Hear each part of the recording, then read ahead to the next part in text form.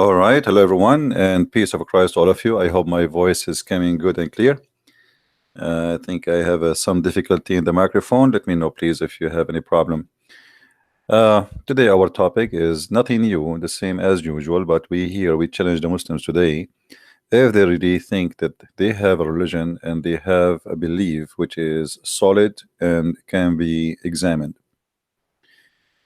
As we know, Muslims, they flood the internet trying to prove their religion to be a true belief, making tons and thousands of claims about miracles of the Quran. But day after day, we examine them and we find that all of them, they are phony, false, stupid, and full of lies. And today, we are here to have an open challenge for whoever he think he can prove us in any way, in any mean. Not necessarily in what it's called scientific miracles, which is phony, as we said, but in any way he wish. So if you are a Muslim, my Skype is open. Please feel free. You can call me. You can text me, and I will be happy to take your call. Now, if we look at the Muslims' claim about their religion, you will find that a Muslim person, he is really desperate, trying to prove that Islam is a religion should be respected and even accepted. But I find that this, depression is coming from a very strong reason, which is Muhammad is not a prophet. And because he's not a prophet, how I can make him a prophet? This is the question. A Muslim, he asks himself every day the same question: how I can make my prophet a prophet? How I can make him appear like a prophet? Muhammad, he have a very bad reputation. He was a very bad person. He's a criminal. He is a killer. He is even his sexuality does not make any sense except for somebody he is really not normal. And we are trying just to be polite, but you know that Muhammad, he even have sexual relationship with the children's, which is it cannot be accepted, not before, not now. And the Muslims, in order to cover this issue, they say at that time it was okay. I mean, since when it was okay? Adam, God created for him Eve, not a child. So what do you mean it's okay? You know what I mean? Because we have to remember that if it was okay, I mean, how older can we go before Adam? God himself, he created Eve, which is a woman, not a child, for Adam to sleep with. So since when it's okay? And what the purpose of marrying a child? Is that to have children's or to have sex? If it is about sex, then we understand that Muhammad, he liked to have sex with the children's.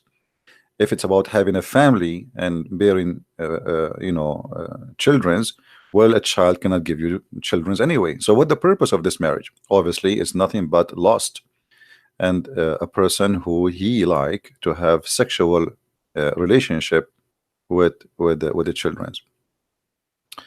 Somebody's asking me, what is the original sin? The original sin simply is a very simple idea that there is the first man, his name is Adam. He disobeyed God, and that is the first sin and the origin of sin. You listen to the devil, you disobey God. But in the same time, original sin does not mean that we are being punished. Muslims, they have a very false idea about original sin. They think we are punished. I mean, okay, Adam, he commits sin and we are punished just because Adam commits sin. The fact we are sinners too. So the idea of the original sin, that we are sinners the same as our father Adam, and we are no better. So Muslims, they think that just because Adam sinned, we are going to be punished, and that is not absolutely false.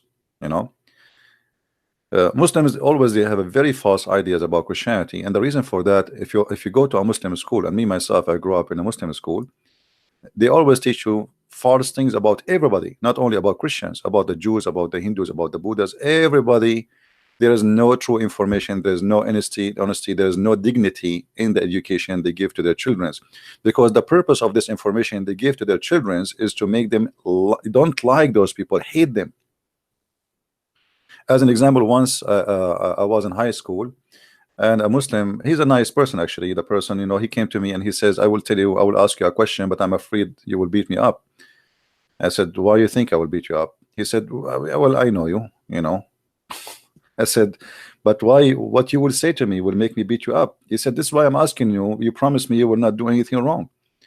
I said, well, I don't know if I can promise you what you want to tell me. Tell me first. He said, no, I cannot tell you. Promise me first. So anyway, I promised him. He said to me that his Islamic teacher in the classroom, and I wasn't there, he said that Christians, before they get married, the priest, he have to sleep with them, with the wife.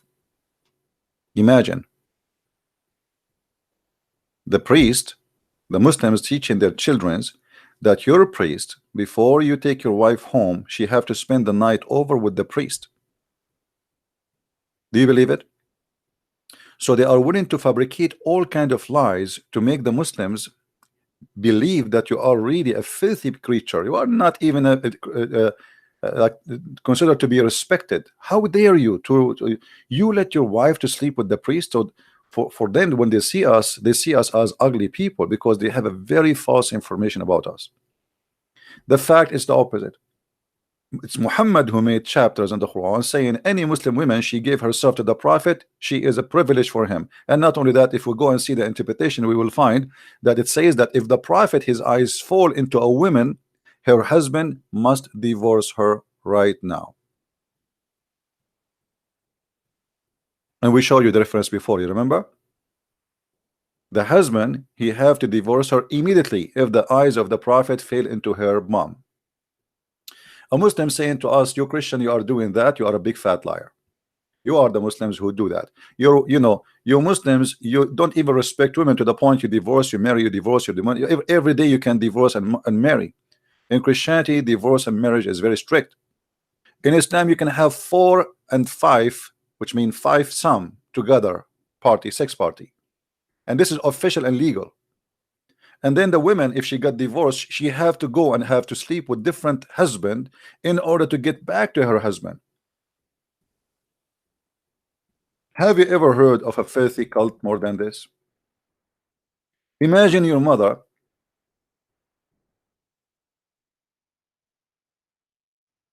She was divorced by your father, and he said to her, you are divorced 3 times. And then, you know, she have kids from you know, from this man, and she want to go back. I mean, she did not do anything wrong. It's not her fault. Muhammad, he come with a filthy cult rules saying if your mother, she was divorced 3 times, she cannot go back to her husband until she marry another mule, and he have to jump on the top of her. And I can show you the reference. It says she have to taste his juice and he have to taste her juice.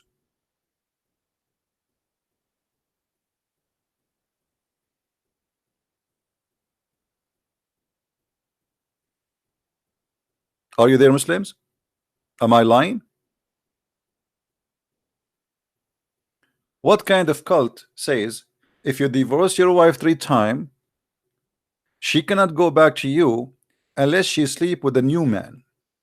And what the purpose and what the wisdom? The Muslim, they will say to you, oh, this is a penalty for the man, so he will not you know, exaggerate with the word divorce. But my friend, you know, you said to him 3 times. What about you say it for him from the first time? If you divorce her, you cannot have her forever. What this is about is sleeping with a new man. And still men, they do it. I mean, you make it 3 times, and now she have to sleep with a new man, and still they divorce her 3 times.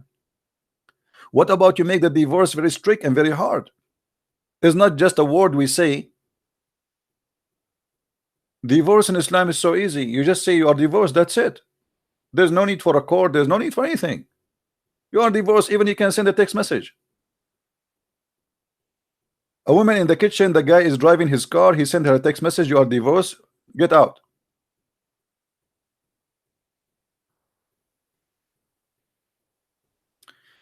And then you will find that the Muslims, they suffer from this rule, which is obviously perverted rule. So we see a woman,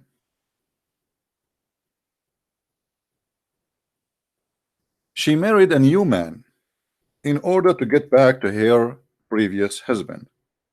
The new man is old, and she thought to herself, well, if he tried to sleep with me, I will not let him do it, and then he will get rid of me, he will divorce me, so I can go back to her, to my husband. And this is the story in front of you in Sahih al-Bukhari, as you see. All right, in Sahih al-Bukhari. Thank you for everybody who is helping in donation, we appreciate you. In Sahih al-Bukhari, you will see that a woman, she came to the prophet wife, and she was beaten by her husband until her clothes became a greener, sorry, her skin became a greener than her clothes. And Aisha, she said, I have not seen any women suffering as much as I believe in women. What the story is about? The story is about this woman. She married a new husband because the previous husband, he divorced her 3 times, and now she don't know what to do, how she can get back to her husband. There's no way. The only way is to find a new husband, to sleep with her, and after he sleep with her, she can go back to her previous husband. I mean, how in the world that can be a religion? And now this woman, this poor woman, as you see, she get beaten by her husband, the new husband, and Muhammad now is investigating the issue because the man, he came over, and she told him that my husband, his private part is not working. The man, he said, she's a liar. I swear by Allah, I can satisfy her. Look at the conversation. This is a conversation with the Prophet of Allah. She said, by Allah, I have done nothing wrong to him, but he is impotent, and he is as useless as this to me, which when she is holding her the clothes of her fabric, which means, you know, his penis is not working. Abdul Rahman said, by Allah, messenger, she told a lie. I'm very, very hot, horny man, brother.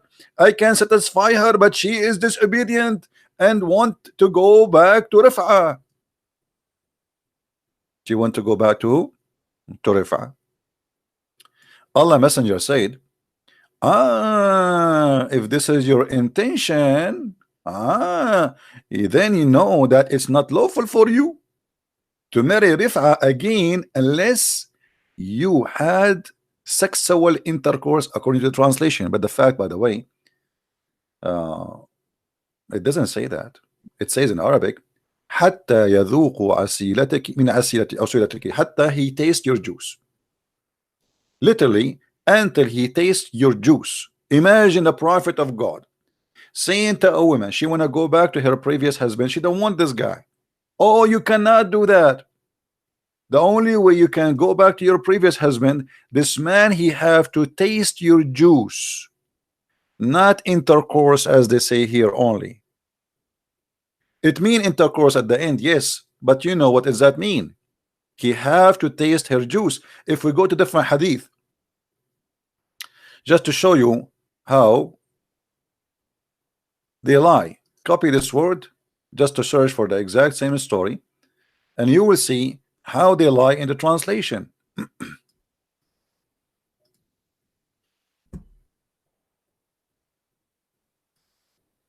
Look here at the translation. Here, until he consummate his marriage. It doesn't say that.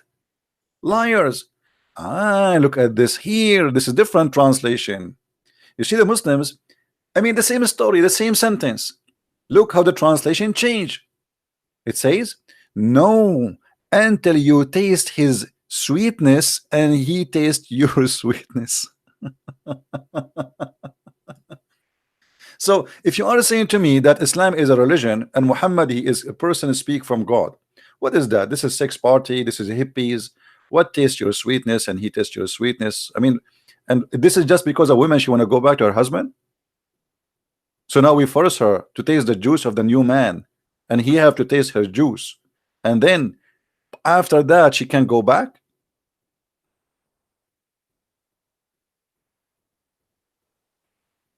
If this is what Islam is about, then what hippies is about, what hippie movement is about.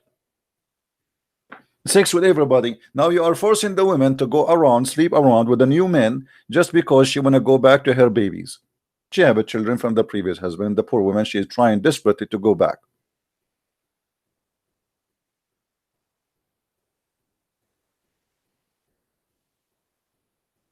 And always, you know, we notice that when you speak to a person who is establishing a cult leaders, they focus very much in sex abuse, which means they abuse you sexually. If you remember the story, where a woman, she been ordered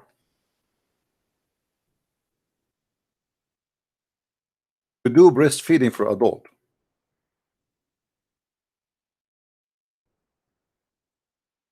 A woman, she have a person come into her house, and he is supposedly like a servant or a slave or something like that, and the husband, he don't like this man to be in the house. He feel jealous. He's a man. So the husband, he said to the prophet, he says to this woman, suckle him. What? To imagine the problem is a man, a strange man in the house, and he is a grown man. Muhammad saying to the wife, suckle him, give him your nipples. The woman, she said, how I can suckle him and he is a growing man?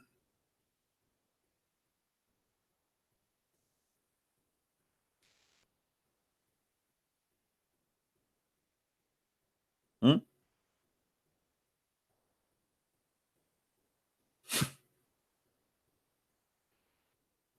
Have you ever heard of a stupid cult more than this, like this?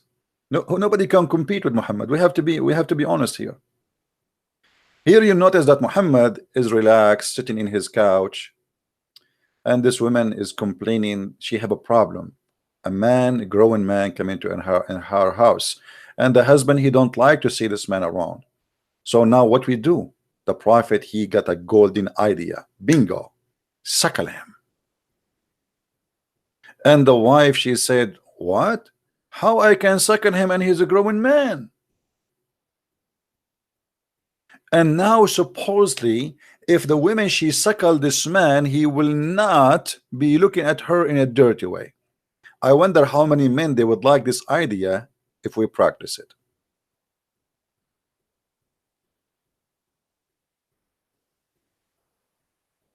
Abbas, he don't like what we say. Should we give him should we give him a chance to call us? What do you think, guys?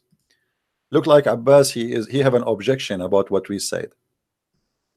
I don't know. Abbas always, he supposedly is a person who knows his religion, but I noticed that Abbas a speaker corner, but he speak only about corners. If you put him in a circle, he have no idea what to talk about. So Abbas, do you like me to give you a call? Do you want to say something to us? Text me in Skype if you like me to call you, or if you like to call me, feel free. So as you see, Muhammad here, obviously, he don't respect Muslims, he don't respect their women, and he think about them as sex toys to play with. And then we find that Aisha herself, she was ordering her sisters to suckle any men when I enter upon her. How in the world we can say Islam is a religion then? Even the word cult, it is not fit.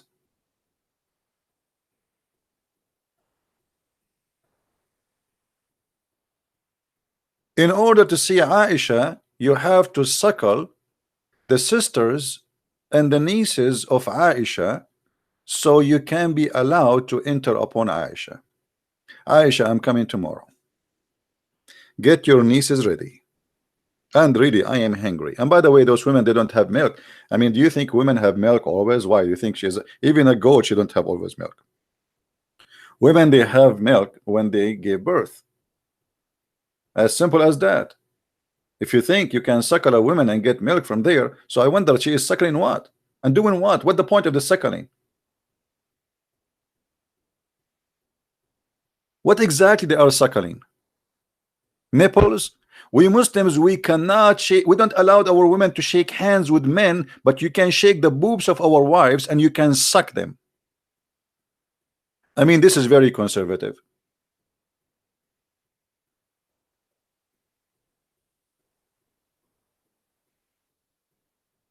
No, Aisha, she will not do that. She is the wife of the Prophet. Aha. You see here the hypocrisy too. Muhammad, not only that, Muhammad, he made the chapters in the Quran saying that his wives, they cannot marry any man after him. That's it. Allah ordered. That's it. This is how much this person is perverted, and he is in control, and he is jealous. He married all those women, but now he want to be sure that nobody after he die is going to have sex with them. He have no problem to have sex with women after their husband, but nobody can have sex with the wives of Muhammad after Muhammad. And if you ask a Muslim, if is a Muslim woman, she's allowed to marry after her husband passed away, actually they say to you, yeah, it's even encouraged. Okay, so why the wives of the Prophet, they cannot? Oh, because he's a prophet. Anything have to do with the Prophet is a privilege. Muhammad is above the law, is above God, is above Islam. Islam is not made for Muhammad to follow. Islam is made for Muhammad to control. This is why you see Muhammad, he do nothing with Islam except controlling Muslims, but he himself don't follow Islam. A Muslim, he can have only 4 wives. Muhammad have unlimited numbers of women. He have unlimited numbers of women he can wish and give themselves. It's a privilege only for the Prophet. And as we showed you before, one of the privilege of Muhammad, that if a man, his eyes fall into a woman, her husband, he have to divorce her immediately.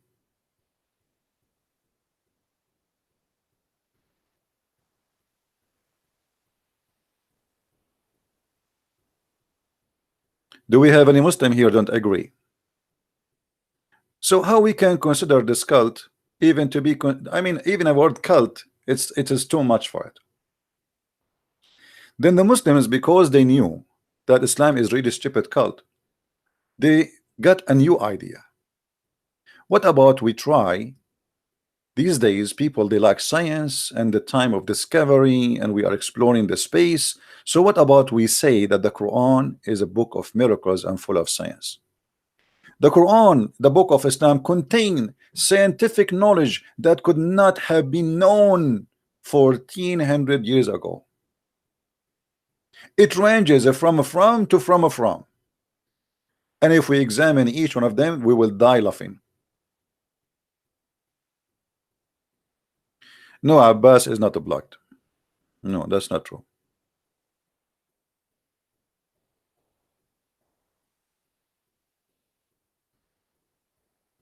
No. And actually, I can give him a call too. He said to you he's blocked.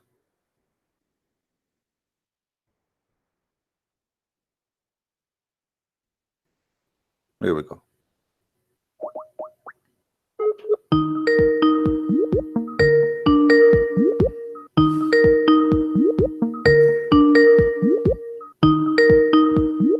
Answer, Abbas. Yes, hello, TV. Yes, Abbas, how are you? I am blocked. You just unblocked me. No, you are not. I just told you 5 minutes ago to call me. Did you call me 5 minutes ago? No. I tried to call you for the last 3-4 days ago. Okay, well, you know, not always I take calls. I say when you call. When I say people call me, people you can call me. Anyway, so what do you want to say to us? No, I basically listen. I'm not going to make a long talk. I'm just about to go to bed soon. But I want to just the hadith about the woman, 3 divorces. You know that hadith you read. You kind of misinterpret the hadith. Okay, you tell us what is it? Okay, you tell us. Well, I switch on only halfway when you were explaining. Tell me what's your problem with the hadith? What you trying to? No, you tell me. You tell me. You know, I want to learn from you. What it's mean? I only heard the last bit. Heard the last bit. I did not give interpretation in front of me. It says you cannot marry him until you taste his sweetness and he tastes your sweetness. Do you see it? Okay. And why she cannot marry? Why she cannot go back to her previous husband until this guy he tastes her sweetness and she tastes his sweetness? Explain to us. This guy is her husband, second husband. All right, and it's not that Muhammad Sallallahu Alaihi Wasallam brings some guy from the street and say you must sleep with him. No problem. He is her husband, present husband. Okay. Now the thing is, the Muhammad Sallallahu Alaihi Wasallam telling her If she used this man to be married with him to go back to the other husband, that's not fair with the second husband, who's her present husband now. It's not fair with him. So Muhammad Sallallahu basically making this rule. It's not he's making this rule. It's Allah make that rule. That just divorce is one of the worst things out of all the permissions Allah has given. This is one hadith about. This is the one of the worst things Allah like, which Allah have given permission. So what Muhammad Sallallahu is trying to do here, sorry, I was a little bit distracted. Okay. So what he's trying to do here is saying, look, divorce is not a joke. So if you both, your husband give divorce to a woman, he cannot have her back. It's not a joke. Unless she, by her own free will, marry with another husband, another man, and then he divorced her, or they took divorce happen, then she can come back to him. Another point we must remember, one thing we need to realize as well, that woman has a free choice. Nobody is telling her, go and marry that man and come back to him. If this woman wants to come back to the first husband, it's her wish, if she wants to do it, but she can't just do it. She has to go and sleep, or not sleep, marry with another man, and then come back to this man if she wants to come back. Do you understand what I'm trying to say? So nobody's forcing her. Okay. So Muhammad is making this rule here. Can I make my comment? Please, yes. Okay. Who is the one divorced the women? Is it the husband divorced the women, or the women divorced the husband? Husband divorced Okay. the woman. So here the fault is the fault of who? Husband, of course. Okay. The women, she have babies, she want to go back to her children, and now we are forcing the women to sleep with a strange man in order to fix what the stupid husband he did. So look at this. Look, well, hold on. I gave you your time. So now look at the stupid logic.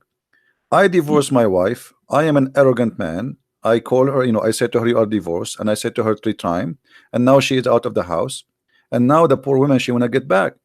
The husband, he willing is to accept her to go back, but there is rules. She cannot come back to me unless she sleep with a new husband.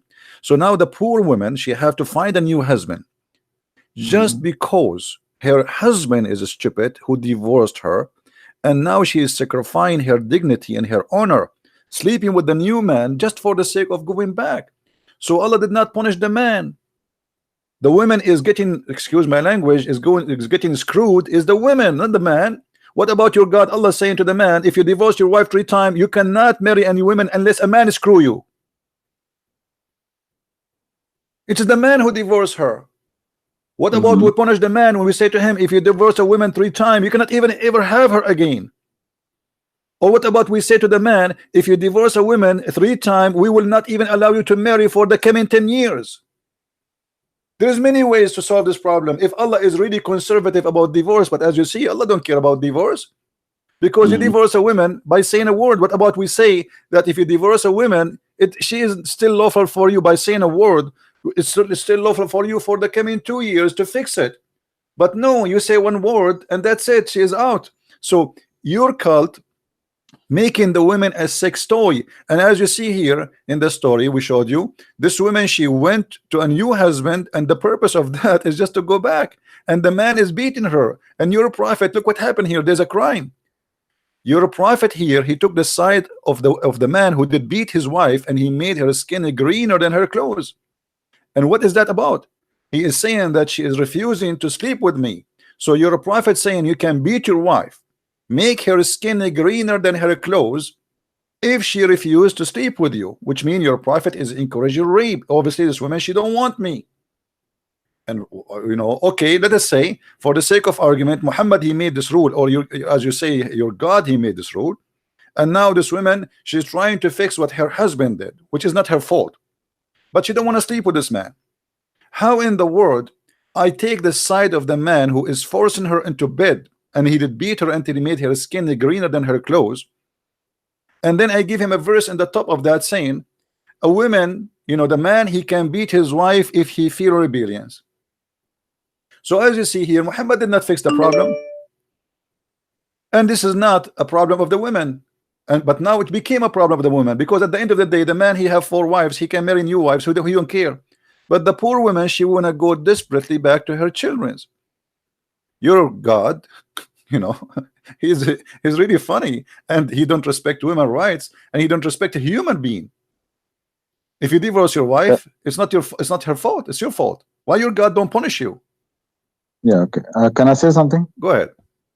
Okay. Now, first of all, you said the man. I don't know what you're trying to say. The man is bad or stupid, because you say it's man's fault.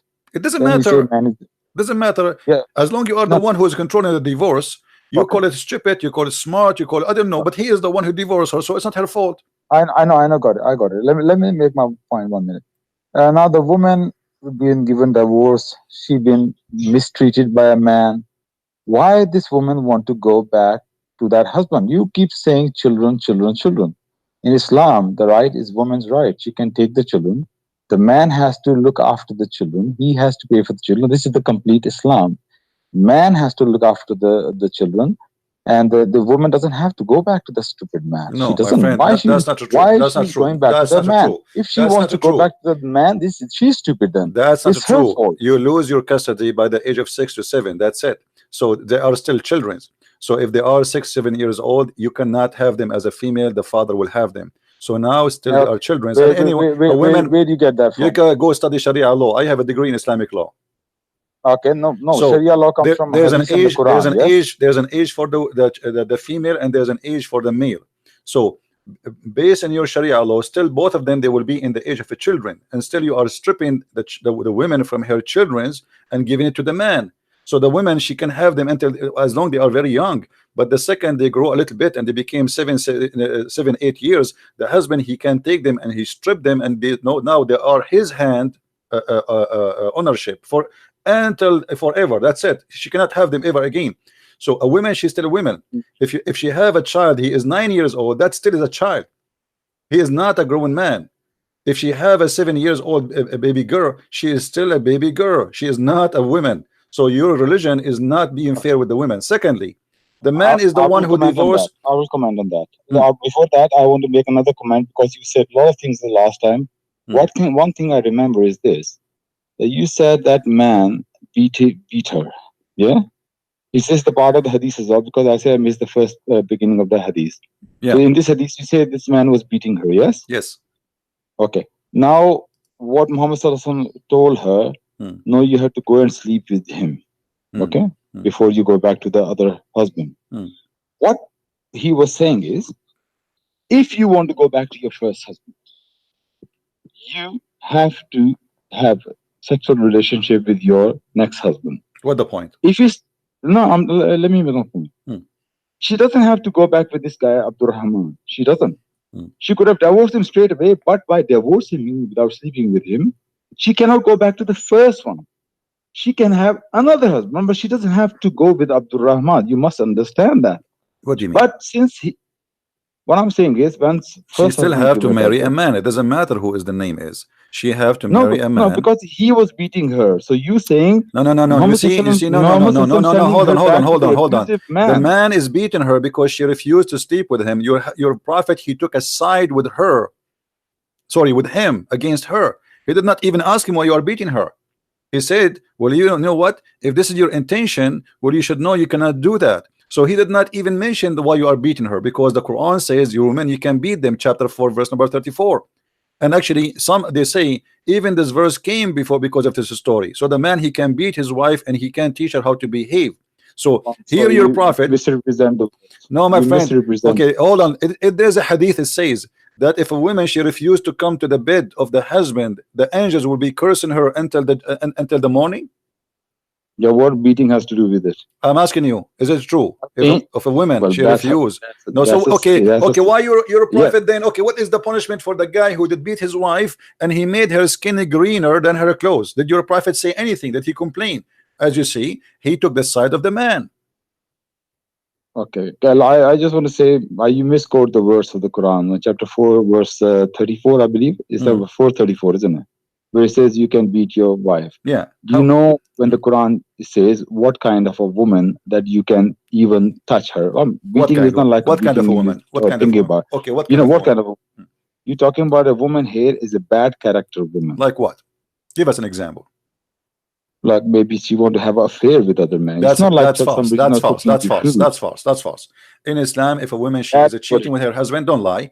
And you know what? I challenge you I'm not lying. no. Okay, when you say something, you have to give me the proof. Show me the reference that says that this is a punishment for a woman she wanna have affair. Actually, the Quran is very clear. It says if you fear their rebellions. She did not even do anything yet.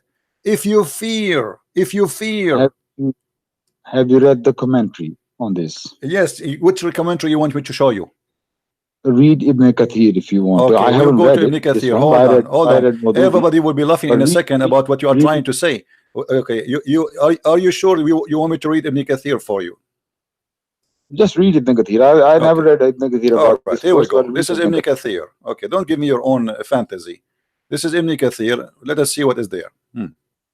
And as you know, in English, always different from Arabic, but it's okay. We will go with it. All right, read with me carefully. It says, الرجال قوامون على النساء. Men are protectors and maintainers of women. Meaning, it's responsible for women. And he is etc. And why? Because he spent money on her, because he spent their means on them. So women in Islam is like a hooker. Because you spend money on them, you can control them. He continue. Hold on, I'm reading Ibn Kathir. like I'm not reading my own. like And this is Quran, by the way. This is Quran. Because they spend their money on them. Because this is Quran. This is not Ibn Kathir. Okay, meaning because he says men are the providers. no, because they spend their money. This is about the dowry. This is about the providers. This is because they gave money. They bought them already. The dowry is buying the women. He owned them, and now he continue. وَالرِّجَالُ عَلَيْهُنَّ دَرَجَةٌ. So the men they are higher than them. And then he says, let us see where it says about higher in Christianity. Okay, hold on. Here we go. Read with me. As for husbands women, are the head of the wives. What are you talking about, my friend? In Christianity, the man, hold on, the man is the head of the house, but he have to be the same as a Christ. No, man hold on, woman. You know, you see, okay, but Jesus, he compared the women to the church. As Jesus, he sacrificed himself to the church. This is what the man should do to his wife, so she is almost holy, the same as the church is holy for every Christian. In Islam, the woman is a whore, as you see, and read with me carefully. Hold on, don't change the topic. As for those women who is part to see ill conduct, you will see ill conduct, meaning a woman whom you will see ill conduct with her husband, such as when she act as if she is above her husband, or disobeys him, or ignores him, or dislike him, and so forth. Do you see anywhere it says she is a cheating, you liar? It's Ibn Kathir you're reading, yeah? I'm reading Ibn Kathir. Yes, it's Ibn Kathir, upon your choice. So if a woman, she ignored her husband, he said to her, make some tea. She did not make the tea right away. I can beat her. If I said to her, make the lunch ready, and she did not do it right away, or she do it slow, like she is not really excited to do it, I can beat her. So why you are saying to me this is about cheating? Why you are liking or dislike him, or disobey him, or ignore him? Can I say something? Yes, say something. So you saying this is maybe as little as not making your food? Yes, I'm not saying it's in front of you. No. I'm just asking you. I'm confirming from you. That's what it is. Yeah. I am not saying this is your religion. This is your religion. It's in front of you. Now follow the logic. Stop saying to me. You are saying. You ask me for Ibn Kathir. Here we go. Ibn Kathir in front of you. He is saying. Go ahead. CP, I was on the bed. I'm on my phone right now. Sorry, I'm not watching the screen, but I'm believing what you're saying. I trust what you're saying. Okay. Okay. Now follow the logic, for God's sake. You say, for as little she's not making you tea. Now you have to beat her. But remember one thing before the beating. What it says. You sit down and talk to her. Scream at her. Admonish her. Admonish her. Let me say. Admonish her. Admonish her. School her. School her. Okay. Tell her, you idiot, you stupid. Why you are not making my tea for me? This is what it says. And then you have to jail them. You have to jail them in their rooms. Is that true or I'm lying? Look what your prophet. Look what your prophet. No, I'm reading Ibn Kathir. I'm reading Ibn Kathir in front of me. Look what your prophet says. If we are to command anyone to prostrate before anyone, I would have command the wife to prostrate before her husband. Imagine, he is saying, if I am going to order a human being to bow down to someone, that will be the wife bowing down to her husband. Why? He is God. Sorry, say that again. What do you You're say? a prophet saying if we're to command it, or to command anyone to bow down before anyone, I would have commanded the wife to bow down in front of her husband. Can I say something now? Say something. Okay, because you're not letting me speak. Please let me speak. I'm going to finish my point again, what I was saying. Now, I'm saying you don't have to believe. The logic is this. My wife didn't make tea for me. I say, you know what? Sit down here, let's have a chat. You know, make tea for me. Why you not doing it? Let me have a discussion. Okay, now, you're still not making tea for me? You're not sleeping with me. I'm separating my bed with you. I'm sleeping somewhere else. Okay, what about third time? Third time she did not make tea. You're still not making tea for me? Now I'm going to beat you. Are you really thinking this is how stupid it works? This is how stupid logic you're following? You are the one who just said that to me. And this is what it says. This is what it says, my friend. This is what it says. You lied to me. You said this is about the cheating. Okay, hold on. Why you are lying? It's you who said this is about cheating. It's Ibn Kathir. He says if the wife, she is ignoring her husband. Let me read for you again. What's wrong with you? It says if you see ill conduct with her husband, such as she act if she is above her husband, which means like she said to you, you make your tea for yourself. You can beat her or disobey him. You beat her, or ignore him, you beat her, or dislike him, you beat her, and so forth. So you are the one making fun of your Quran now. So you say to her, make tea for me, and she'd refuse, disobey you. So what do you say? You beat her. You are saying to me this is stupid logic. You are making fun of your Quran. Because when I read Maududi explains differently. What Dudi, my friend? What Dudi? Who is Dudi? This guy? This guy, he just made a book yesterday. Okay, as you say, let it go. Now I'm going to make a point. We have Quran. And same time. Look at this. Your prophet said that if I've been ordered someone to bow down to someone, is going to be the woman bowing down to her husband. And then he says, if the woman, she here, read with me. If a man asks his wife to come to his bed and she declined, the angels will keep cursing until the morning. Why? Okay, I'm going to answer you. You know about the bow down. If I have to order somebody to bow down, I have to order wives to bow down to men. You know the full hadith. You know the whole hadith. No, tell me what is the whole hadith. Go ahead. Do you know the context of the hadith? You tell me the context. Go ahead. Let us talk together. I tell you the context. This is what not very right of you to misquote the hadith. The full hadith is this. One man came, one of the companion, and he came, he was going to bow down to Muhammad sallallahu alaihi wasallam. He said, stop, why are you doing that? He said, I went to the village called Hira, and there are people there, they are bowing down to their leaders, to their lords. And I said to myself, you are a prophet of God, you are more deserving than those people. So you are more deserving than them. But Muhammad sallallahu alaihi wasallam says, tell me, when I die, will you bow down to my grave? He said, no, I will not. So why are you doing that? If I have give permission to anyone to bow down, I would have told the wives to bow down to husbands, but bowing down is only for Allah. This is the full context of the hadith. It's not that he's picking this one kind of command. Let us laugh at your explanation. What is the connection between a woman bowing down to her husband and bowing down to Allah? You just said, according to you, hold on, according to you, you just made the man for the women is the same as God for you as a Muslim. This is what you just said to us. Everybody is laughing. So look how silly what you said. Muhammad, he believed that a man, he is God for the women. So if I order somebody to bow to somebody, I will order the woman to bow to her husband. So Muhammad, he could not find someone to do the bowing, deserve to do bowing to a man except the wife. And this is how Islam look at the women. She is no one. Why she have to bow down to the husband? Who is he? Can I say something? Say something. And did your prophet, hold on, did your prophet, he says that the woman, if she lick the pimples of her husband, she did not do enough to him? I never read this hadith, but I believe that hadith is not authentic. Okay, so let's not go there. Not authentic. But I haven't read the hadith, but we talk about it after. Let me make this point here. You just say about, look how stupid that is. That means husband is equal to God. You're missing the point here. Muhammad sallallahu alaihi wasallam says bowing down is only for Allah. If it was permitted, that's a lie. for That's a anybody, lie. That's a lie. if That's it a was lie. permitted, That's a lie. We sorry, can show you tons of stories about people bowing down to Muhammad. And same time, what about your God Allah? He no, is ordering the then angels to bow down. why Hold don't you on. finish my Hold on. point? Islam is a stupid religion, my friend. How Allah himself is the first even one to order angels to bow down to a man.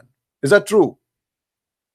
Can I finish my point first? Because you just No, make we your cannot point and you jump. didn't let me We finish the cannot point. jump So like people think monkeys. that I don't No, have the no, answer no. to that. When you lie about something, I cannot let it go. Did your God Allah order Let you lie all the time. order the angels to bow down to Adam? Yes or no? Yes. Okay. What kind of God he order angels to bow down to a man? I thought if you do that, you are committing shirk. You are worshiping different God, because bowing is an act of worship. So how now I am God and I order my angels to bow down to a man? What was the logic of that? Okay. So just for the listeners, that you didn't let me finish my point. I had the answer. No, we will finish. We have time. We can go back, but you just said something is not true. So I have to stop you here. Okay, I'll answer that as well. I answer go that ahead. as well. Nowhere in Islam or in the Quran, anywhere it says that Allah asked angels to worship Adam. That is the first point you must understand. He does not say the worship. Now, what is worship? Worship is following the commands of God. That is a true worship. The command of God is a worship. Now, God commands you to bow down to that thing. You are not worshiping that thing, but you are worshiping your God for following his command. This is the true worship. So Allah commanded the angels, and they follow the command of their Lord. No, the command and is what? They do The command exactly is what? But what is the command? What is the command? To bow down to who? Command was to bow down to Adam. Thank you. So the one he will bow down in front of who? Is it Allah or Adam? The command was Allah's command. No, this is not the question. This is not the question. Yes. This is not the question. They are bowing down in front of who? In front of Allah or in front of Adam? Yeah, they're doing the action of bowing down. In front of who? In front of the Adam. In front of Adam, yes. Why? So you meaning when you bow down to something, you're worshiping that thing? That's what you're saying? So you in Islam, you are the one who just said to me, we bow down only to Allah. as a worship. Abbas, a second ago, you are the one who said to me, we've been ordered only to bow down to Allah. So you are the one who just confirmed that bowing down is only should happen to Allah. So how Allah he ordered angels to bow down to a man? So the first one who commit shirk and he taught shirk is your God. He forced angels for no reason. And actually, by the way, how stupid is why even he is asking them to bow down to Adam? Why is Allah is no, I wouldn't say Allah is testing angels, but it's an example for us. When Allah says something to you, you just follow the command. That's false. Don't ask. That's false. Don't ask. That's false, my friend. The angels, yes, the angels, they accuse Adam that he will do mischievement. Correct? Angels accuse Adam. No, they were talking to Allah. They didn't accuse Adam. They accused Adam talking to Allah. Yes, they accused Adam talking to Allah that he would do mischievement. Yes or no?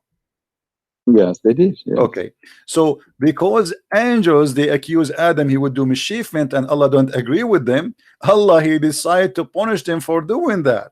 And look what happened here. I'm missing the point here. Allah what? Disagree with them? He disagree with them. Yes, he disagree with them. They said that Adam, I know something which you don't know.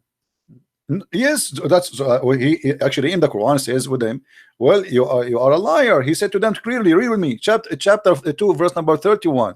And then he taught Adam all the names, and then he showed them then to the angels, and he said to them, which means to the angels, inform me the names of those things if you are truthful. If you are truthful, which means if you are not lying. So the angels they accuse Adam he would do mischievement. Allah wanted to prove that he is the one who know and they are wrong about Adam. He will not do mischievement. And later Adam did mischievement. So Allah is a false God and the angels they are truthful. No, did Adam end up as a mischief person? Absolutely. So he didn't repent, no?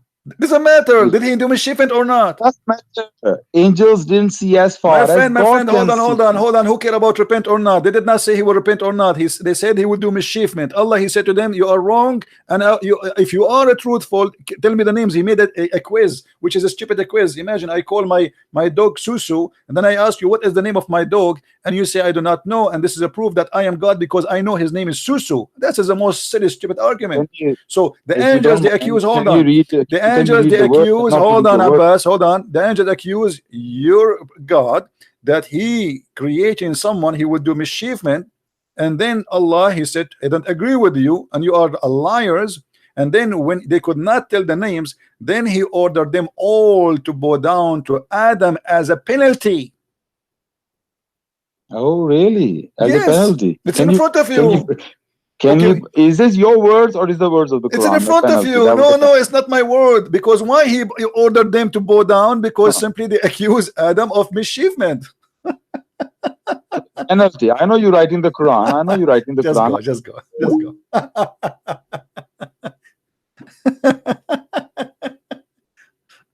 I mean, I feel sorry for this guy. As you see, the angels, according to the Quran, they made a mistake. And there is two mistakes here. They question the order of Allah of creating someone. His name is Adam. And they add an accusation to that. Yes, Ali. Oh, hi. Yes, go ahead. What do you want to say to us? First of all, I don't know whether you hear me. Should I mute YouTube here? Yes, mute YouTube, please. I'll mute YouTube. 2 seconds. Okay. But how come you're talking to me and you're still working on YouTube? I can do that because am I live? Am I live? Yes, you are live. Yes. Okay. I don't want to talk to you first. I want to talk to the audience first. Why? Because there's something I need to say to the audience, and then they will talk to you. Audience, what Christian Prince does here is he sets up everything. He gets all his material ready, and he comes up here and he talks to people on screen, on live, where he can put up all the material, whereas the caller, whom would be me or like the guy who just went through, cannot even put anything on the screen. So it is not fair. Okay, well, here we go. Why you didn't give me what you want me to put in the screen so we can love? Go ahead. I don't have to give you. No, you have to. So how I'm going to put for you? This is how YouTube works. How I can do it? I do not No, trust listen. You are being funny you. now. Listen. I am not like the other callers who would let you take over. You are being funny. I don't care. Just get lost. You are no one. You complain, but yet you will not give me something to put for you in the screen. That means you are a fake and you are phony. Give me something you want me to put in the screen and I will put it for you. So what do you want me to go and do? Go to your computer and grab what you have in your computer? How you can share with me what you have? Give me, I will share it. If you have something you want me to show in the screen, I will be more than happy to show it to you. But I don't have to give you, so why you're complaining?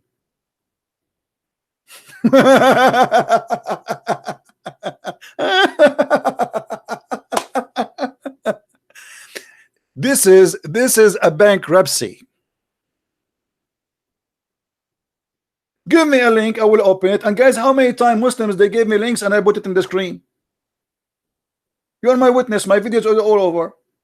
Give me a link, I will open it, I will put it in the screen, and you can read the same as I'm reading. And by the way, I don't have material ready. What do you mean ready? Whatever the conversation take us, we open reference right in the spot.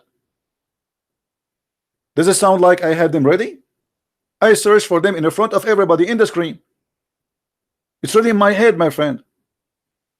For you, because you do not know what are you talking about, you need to be ready. For me, it's not.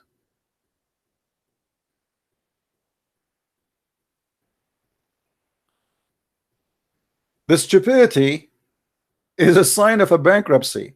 Let us play stupid. Hey, audience, Christian Prince, he have his material ready. Okay, why you are calling me if you are not ready anyway? Let us say you want to answer this guy. What about you get your material ready and give me the links and I will show the people, everybody, so we can laugh together. It's like saying Christian Prince is beating the hell of us because he's ready and we are not. I will not let you take over the conversation. What do you mean? If you just said to me you will not give me a reference, so why you are calling me? Just to talk and to insult me? You want to call me again, Ali, call me. But you have to give us answers. You want me to give you a link, you want to post a link, I will show it on the screen, you are more than welcome. But stop complaining like a woman in the delivery room. And then the doctor, after 6 hours, he found that she is not a pregnant, she have gas. And this is exactly your scenario. You have gas, my friend. You have nothing real. You don't even have a baby. Your belly is big because of too much gas. You cannot take it no more. Christian Prince is beating the hell of our cult, and we cannot refute him.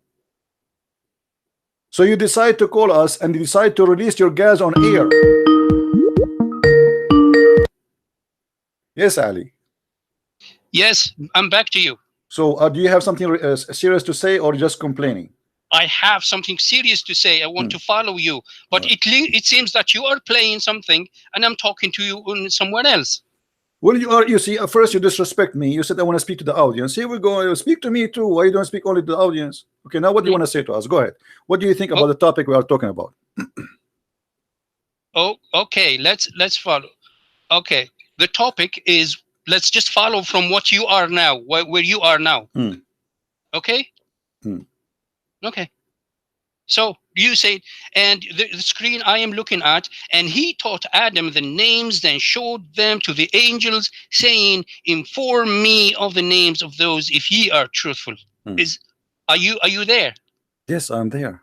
Okay. So أنبئوني بأسماء هؤلاء إن كنتم صادقين. الصدق هنا, the truthful in here, it does not mean lying. It just means if you knew. And then can you scroll down to the next verse, 32? Okay. Can you scroll down? All right. All right.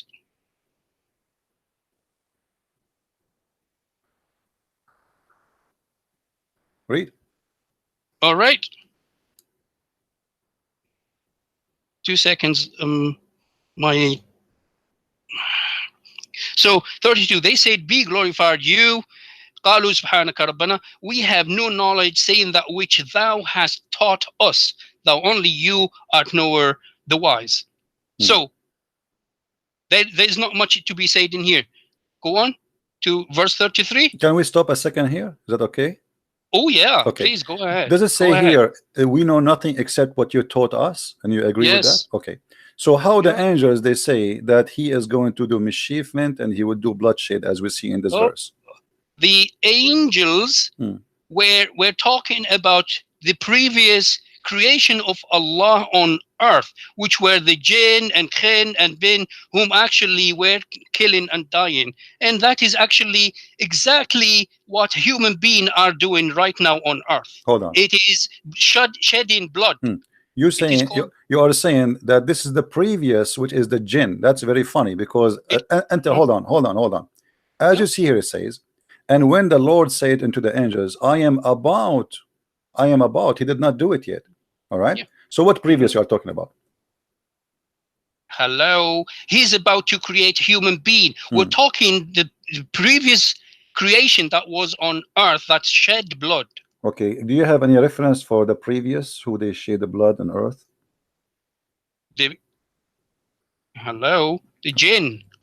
Do you have reference? Do you have reference? Hold on. Do you have reference, my friend?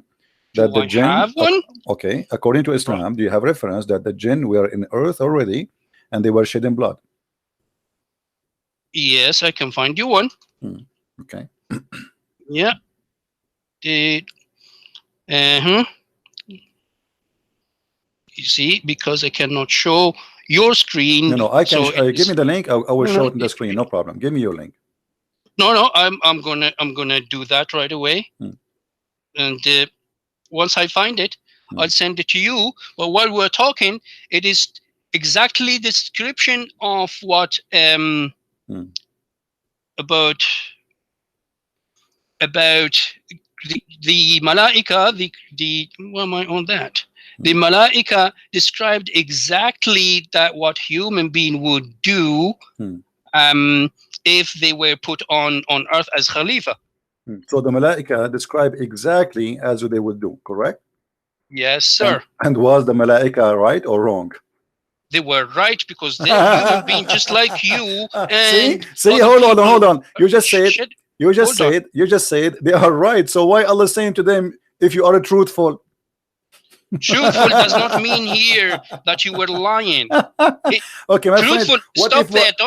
what if we show the interpretation? What interpretation you like me to show you? Let me, before you get to that, or you can get to that while I'm talking to the audience. You see, audience is saying if you are truthful, if you know everything. So Allah has taught Adam the names of everything, of his creation, of course. And he asks them, would you be able to tell me this? They said, no. Oh, Allah glorified be you. We don't know except what you taught us. So Adam did say that. That is only to say and to show that the that Allah in his great wisdom and knowledge knows what human being, what Adam and his descendants are going to do on earth. Okay, let's go back to zero. Hold on. You just said that Allah, he taught the names to Adam, and that proved that he knows everything. How silly is that? I will call that's not silly. No, at let all. me That's answer. not Let me answer. silly. Let me answer. Let me answer. Do Hello. not- I'm giving you your time. I'm giving you your time. Please respect.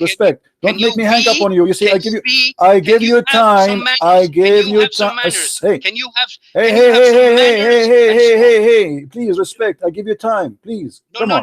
Listen. I'm not asking about anything. Okay. Listen. I want you to have Let me say my statement. So if I call my computer Juju, and I ask you what the name of my computer, you say I do not know. That to prove I am God. That's a silly example. You are giving a flipping silly example, sir. Give a real example. It says here in front of you that he taught Adam all the names. Hold on. He taught Adam all the names. So, okay, tell me what the names he taught Adam. And what? Well, he taught him. Stop talking then. Okay. It's my turn to talk. Stop talking. All right. Allah taught Adam the names of his creation in order to show that the angel could not have known the future. So this is what happened. What happened to the video? So I will go with you. By Allah teaching Adam the names of his creation, that prove that he is God. Well, I can taught anyone names I created, because this is a name he created too. What about we do with the opposite? What about I say to the angels, go and name things, anything you want, name it, and don't tell me the names, and come to me and ask me what the names, and I will tell you, because I know the unseen. But I am the one who named the things, and then I asked you, that's tell me the names of those things. Example. This is a silly from your God. Same time. Hold on.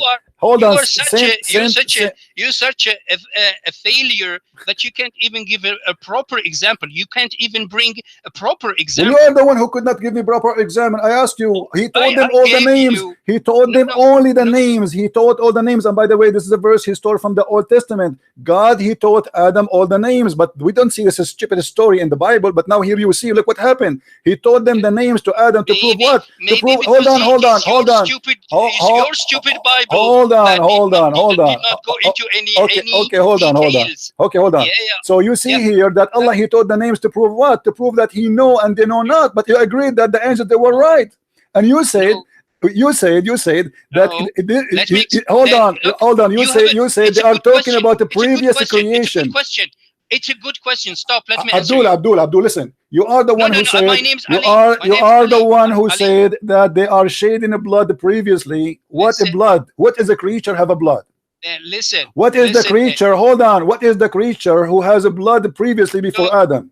Look, don't jump from one. I'm not jumping. You are the one who mentioned that. You said they are here talking about the creature who will shed the blood, who was exist before Adam. Who is the creature? Who is the creature who has a blood? Do you have any control over yourself? Can you stop? You will not answer. Are you going to answer? Can you stop? I am actually going to answer. But okay, can go you ahead. Stop? Go ahead. Okay. First of all, you have a failure in giving examples. I do not have to go anywhere. I'm showing you that Allah has given example to the angels, telling them that if if Adam is taught something, then he will do it. An example of it is the religion. Once he is given a religion, then he will raise from the level of human to the level of angels.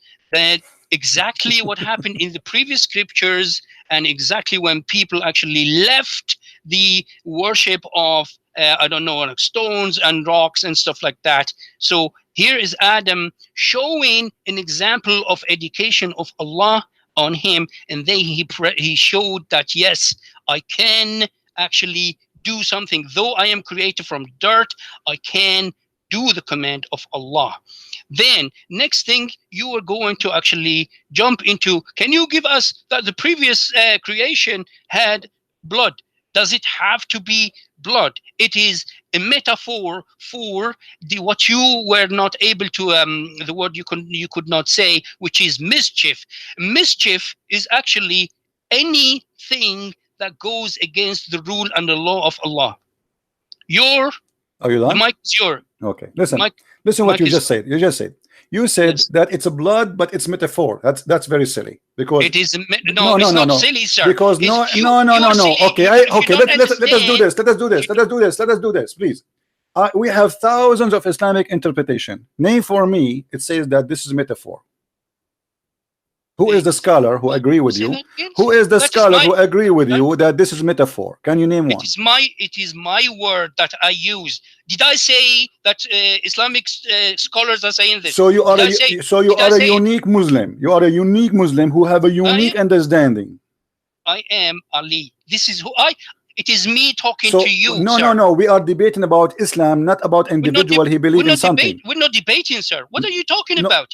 This is not a debate. Listen. This is not a debate. This is a spanking. This is a spanking. Yes, you have to prove to me that this is a metaphor, and this is a lie if you cannot prove it. Secondly, when here the angels, hold on, you gave me the mic, right? You gave me the mic. You said give your mic. Okay, listen. Now you said to me that there was a previous creator who was exist in the earth shedding blood, and we ask you the blood of who? You said this is metaphor. So this is mean it's a lie, because all what they complain about is he would do mischievement and shed the blood. And let me ask you then, did the children of Adam shed the blood? Yes, they did. Hold on, shut up. Hold on, potato, hold on. In my mouth. You have to prove which could include anything. So stop. No, it cannot be include anything. It cannot be include, because it says there shed the blood. It's not up to you to deny it. You have to show me where it says that this is metaphorical, otherwise you are corrupting your Quran. As long as it says shed the blood, as long as it says shed the blood, you do not need to, why they added the word shed the blood if there's no shed the blood? So it says shed the blood. Show me that this is metaphorical. And I asked you if there is any blood of human, sir. Do you understand that? Shed the blood of a human, correct?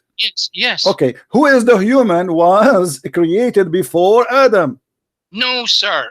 There where you're missing the point. It is the blood of human being that will be shed on earth. The previous nations actually did the same thing. They were in wars and they killed each other. The blood here is referring to Adam and his and his descendants. Thank you very much. So now we agree that this is about shedding blood of a human. That's wonderful. Before you said it's a metaphorical, now it's not. So look at what happened. No, you're not hold listening. Hold on. I'm listening. Listen. No, listen. So now what we have, the angels, were they right? Hold on. Was the angels right? Don't force me to hang up on you. I want you to be witnesses. Audience, don't force me to hang up on you. He's putting words in my mouth. I did not. You are the one who said the human being. You said the blood of a human being. You said this is the blood of a human being of Adam and his children. Yes, thank you very much. So now they said to him, are you going to create someone that will shed the human blood? So he's talking about who? Adam and his children, and you agree with that. So the angels, how they knew? How the angels, they knew that he will do that, and how Allah, he said to them, if you are truthful. So here the accusation is stupid, because he said to them, hold on, let me talk, we can't talk in the same time. So he said to them, if you are truthful about what? As a response to what they say, that he will shed the blood and they will do mischievement, correct? Yes, go ahead. I'm actually working That's wonderful. Okay, so now we agree, guys, that he said, the angels, they said he would do mischievement and he will shed the blood. Allah, he said as a response, I will taught Adam all the names, and then tell me the names if you know, if you are truthful. So truthful about what? The only statement they said, he will shed the blood. So Allah does agree with them, and they are not being truthful in this case. But as we know, the angels, they are right, and Allah was wrong. Take a break and let me answer. Don't give me a newspaper and then you want me to answer to it. Go ahead, go ahead. We need to go point by point. Yes, sir. Oh, don't laugh. Don't be silly. You need to be respectful. So here's what's happening. Allah talking to the angels, telling them that you cannot know or predict what this man is going to do in the future. And here is an example. I'm going to teach him something, and he will actually name it to you. And that only goes to be applied on the life of human being later, whom will be given the religion, will be given books, will be given men to actually call them to the way of Allah or God, Elohim, Yahweh, whoever you want to call him. That is the example that is being given to the angel concerning Adam. The angels are talking about the mischief that has been created by previous creation on earth, and of course the human being whom we shed blood. That is talking to people to get them to understand that human being, actually people kill people. Go ahead, Mike is yours. Guys, look at this, how funny it is. He just said that Adam and his offspring, they will shed the blood. And the angels, this is the accusation to Adam and his seeds. And then he says, Allah, he said to them that I will teach Adam all the names, and that's supposedly about teaching all the knowledge. We don't care about this. What we care about that the angels, they did not make a false accusation. They are right, and you agreed, yes, Adam and his children, after that they shed the blood. So when Allah, he said to them, if you are truthful, it was a response for them accusing Adam who will spill blood. So your God is a phony God. He do not know what he's talking about. Secondly, I am asking you now in front of everybody, how they knew that Adam will shed the blood? Okay, then stop there. Are you going to stop? Go ahead. First of all, you need to be more civilized and stop insulting people's beliefs and God. That's one thing. You need to be, at least show some respect to your audience. I don't respect your religion, and you know that. Your prophet is a child molester. How I can how I can respect him? That's because you have no manners. You have no. What kind of a prophet? He have a manner. He says you're a prophet. He have a manner when he said you're a prophet. He have a manner. Shut up. You're a prophet. He have a manner when he says kill the Christians and rape their women. That is not true, sir. That's another lie. This is the truth. Here we go. Do you want to show you right now in the screen? Oh, do ahead. Go ahead. Okay, here we go. Here we go. This is chapter 9, verse number 29, and this is your scholar Ibn Kathir, the interpretation, as you see. No, show me the verse. Don't show me. I will show you the Quran and the interpretation. Show me the verse. Yes, I'm showing you the verse, and I will get you busted from your own books. You are a liar like your prophet. Read with me. Read with me. Until they pay the jizya, and they do not, because they didn't choose to embrace Islam. Shut up. Let me read. You will not let me read, right? Call me after I finish reading. Watch YouTube.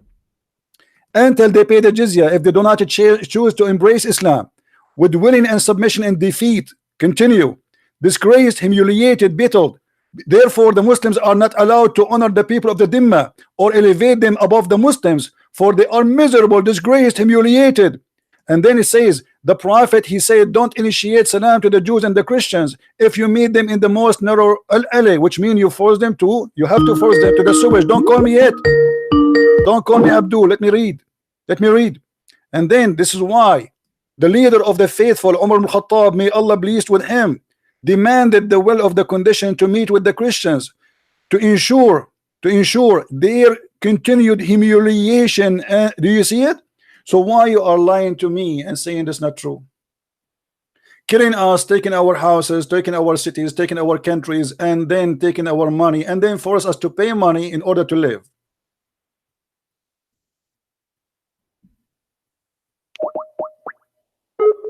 Answer.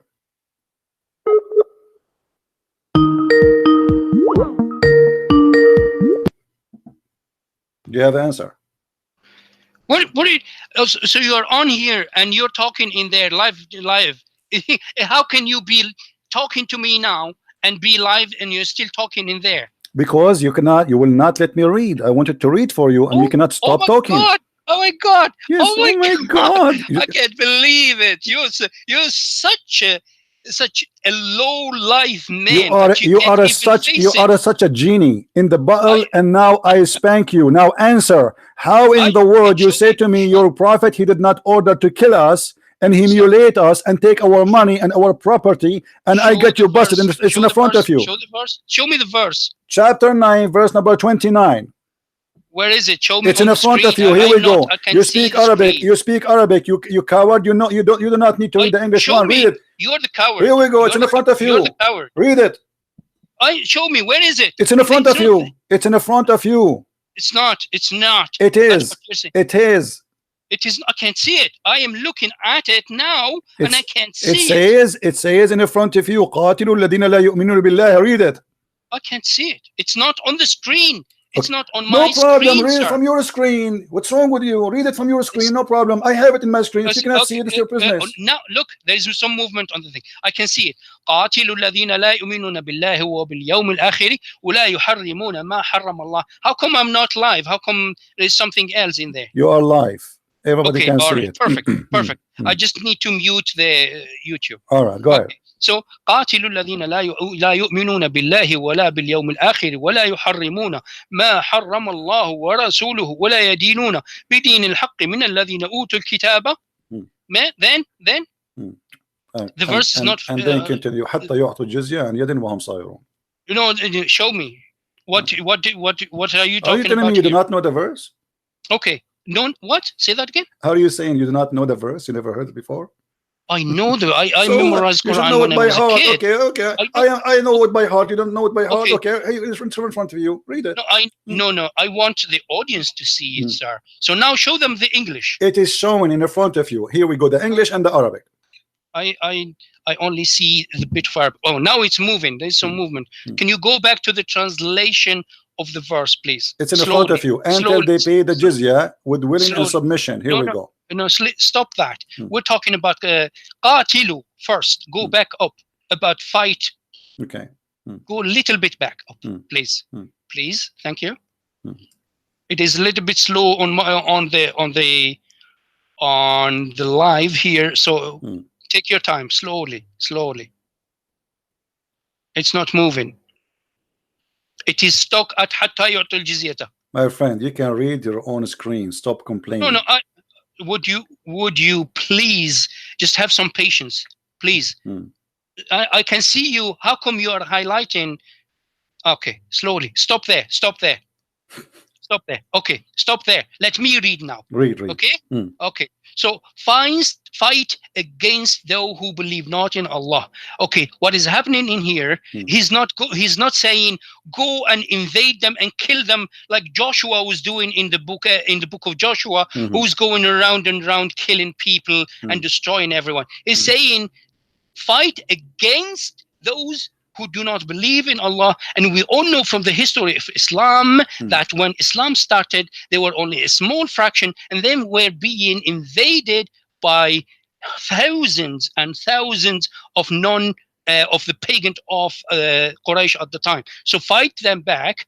Those who do not believe in Allah and the last day, of course, the disbelievers, if you go into the Old Testament, stop being stupid. You see, I have my patience with you. First of all, this is not about Quraysh, you liar. This is about fighting the Christians and the Jews specifically. No, shut up. It's in the front of you. It's in the front of you. It says it from the people of the scriptures. It's in the front of you. From the people of the scriptures, donkey. No, you're the donkey, sir. Read it then. Does it say the people of the book? Does it say you donkey liar? Does it say the people of the book? Yes or no? No, stop. Before you get to that, that is a second point. No, this is not the second point. This is not the second point. Those who don't acknowledge, he is talking. This is a verse specifically about the Christians and the Jews. And read with me. Here we go. Allah commanded, shut up, you donkey, son of Muta. Allah commanded his messenger, shut up, son of Muta. Here I get you busted. You can call me after 2 minutes. Allah commanded his messenger to fight the people of the scriptures, the Jews and the Christians. Filthy liar. I spit at the devil. And now you can clean your face. Liar like your prophet. Coward. We show them the reference in front of them in the screen. And this is their books. And this is their scholars. And this is their interpretation. And yet they have the courage to lie. What invade? He is the one who invade. Muhammad, he said to his followers, attack the Romans so we can get the blondie girls. Do you want me to show you the reference? To get what? The blondie girls. A prophet of God encouraging his followers to attack to get the blondie girls. Now, does it say in the front of you, the Christians and the Jews? Would you stop talking? Does it say? You were talking when you blocked me. Why don't you stop now and let me talk? Go ahead.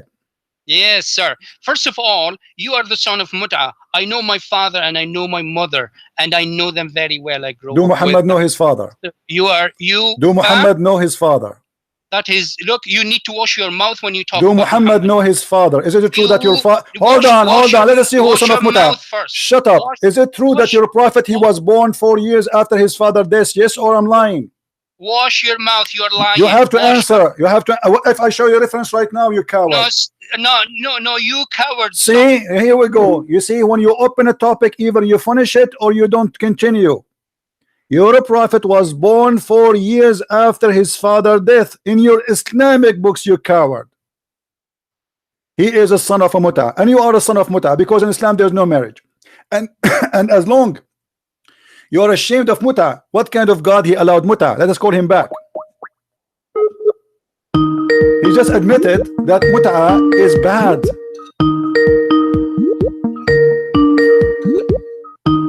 Answer, Abdul, answer.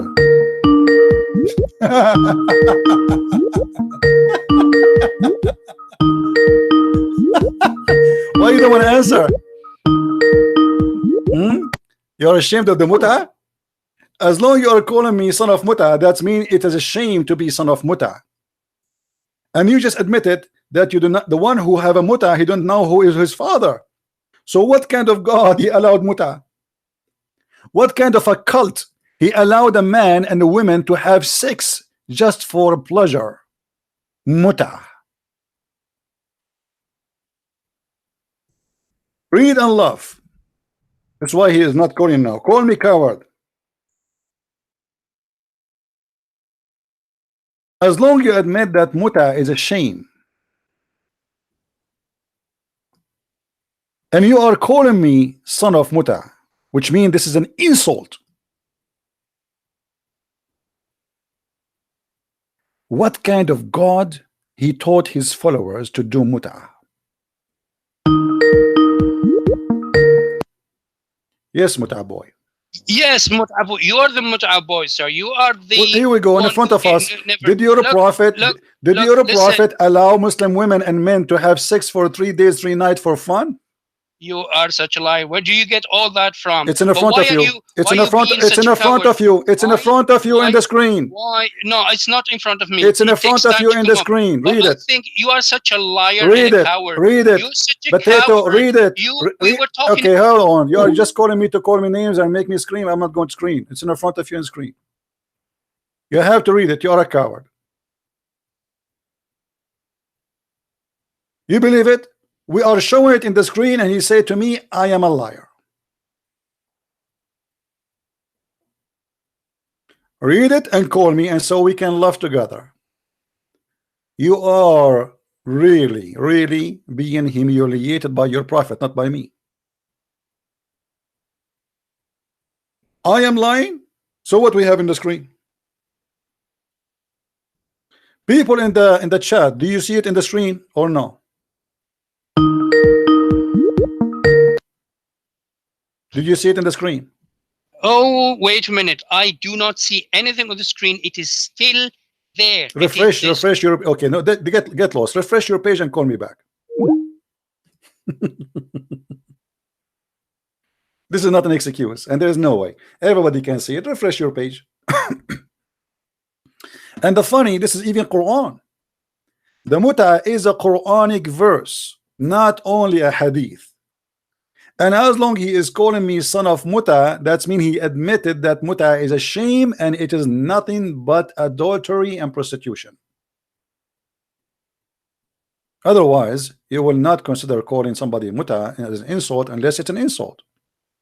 I call you son of Mut'a, you get insulted.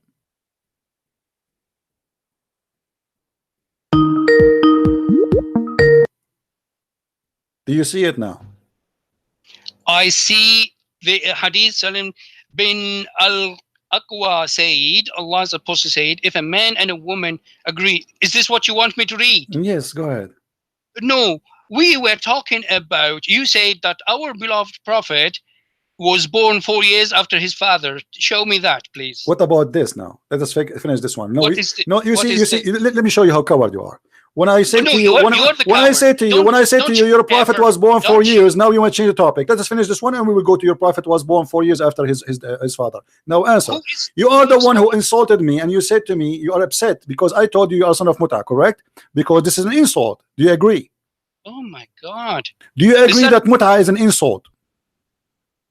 You calling someone like that in a discussion like this is so low. You're so cheap. Okay, why is so cheap? Why is so cheap if I call you son of Muta? Is Muta a shame? Is a Muta is a shame? Is it Muta? Is it a shame?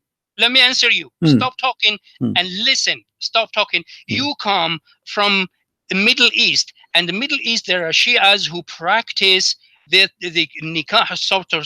nikah or some sort of marriage called mut'a, where the man marries the woman for a day or two or whatever, and with an agreement. Therefore, if there is a child born, he would not know his father. So to me, that is an insult because I know my father and I know my mother. Okay, that's wonderful. So you just admitted. So you just admitted. Hold on. Let me answer. Everybody heard you. That if you do mut'a, you will not know your father. Thank you very much. So why your prophet approve it? Our prophet did not approve it. It's in the front of you. Read it. It's in the front of you. Read it. This is Sahih al-Bukhari. Okay. This is not. This is not Shia. You said to me Shia. This is a lie. Okay, then stop that and now let me read. So Allah's apostle said, if a man and a woman agree to marry temporarily, their marriage should last for 3 nights, and if they like to continue, they can do so. If they want to separate, they can do so. I do not know whether that was only for us or for all the people in general. Who is talking in here? Abdul, read. It says, no, I am this is about Muta or not. This is about Muta or not. This is the prophet. The prophet talking, and the narrator continue. The prophet said, no, the prophet read. No, read. It says Allah apostle said. Allah apostle said. Allah apostle said. Someone is saying that Allah's apostle said. It's someone saying. Can you read here? Can you read? Can you read? I do not know whether that was only for us or for the people in general. Would you? Doesn't matter. This is the commentary about the hadith. But hold on. Did your prophet says any man, any women, they like to have sexual relationship for one night stand. It says if a man and a woman, if a man and a woman, if a man and a woman. Did he say a name? He said if a man, any man, if a woman, if a woman. Where is any? It says there if a man, any man. Oh, where is it? Are you saying the muta was only for one person? Your prophet, he gave a license for somebody, paid him money to do muta? Okay, stop and let me talk to the audience. At least show respect to the audience. Audience, this hadith here, this is not even a hadith. It's someone talking, saying that the apostle said. Shut up. All the hadith says the apostle said, you donkey. All the hadith, it says that the apostle said. You are a certified donkey, son of a mut'a, and now we give you a higher certificate, you became a mule. It is not the apostle saying, it's somebody saying the apostle saying. All the hadith, it says, don't call me again, you donkey, coward, potato. You're just a kid. It's somebody saying the prophet said, all the hadith saying that. In order to get the hadith saying the prophet said, you have to be with us. As long as somebody is reporting from somebody, all of them, they have to be the prophet said. And he is saying this is not a hadith because somebody is saying the prophet said.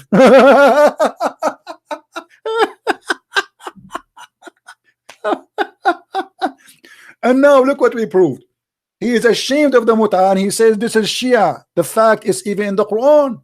Let us get this Abdul busted. Is the muta only for the Shia?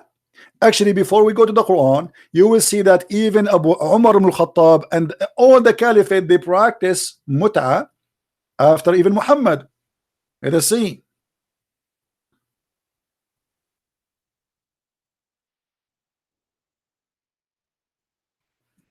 Read the hadith with me, and all of them, they are sahih. This is sahih Muslim. Potato. He said a hadith is not a hadith as long as it says somebody said, but as you see, all the hadith have to be somebody said. Somebody said that the Prophet said, or somebody said. It says it's reported from, that's etc. Okay, and then he says we had benefiting ourselves by the muta. By the way, it's not even marriage. This is not marriage. This is a lie. Muta mean just muta mean sexual pleasure.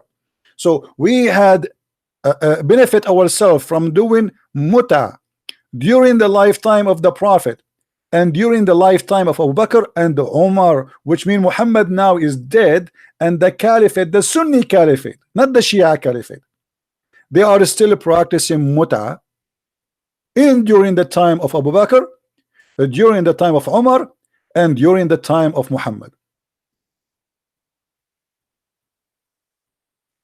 He is ashamed of his cult. Where it says that? And as you see, we keep jumping like monkeys from place to place, and he keep denying, but we show it in the screen. Audience.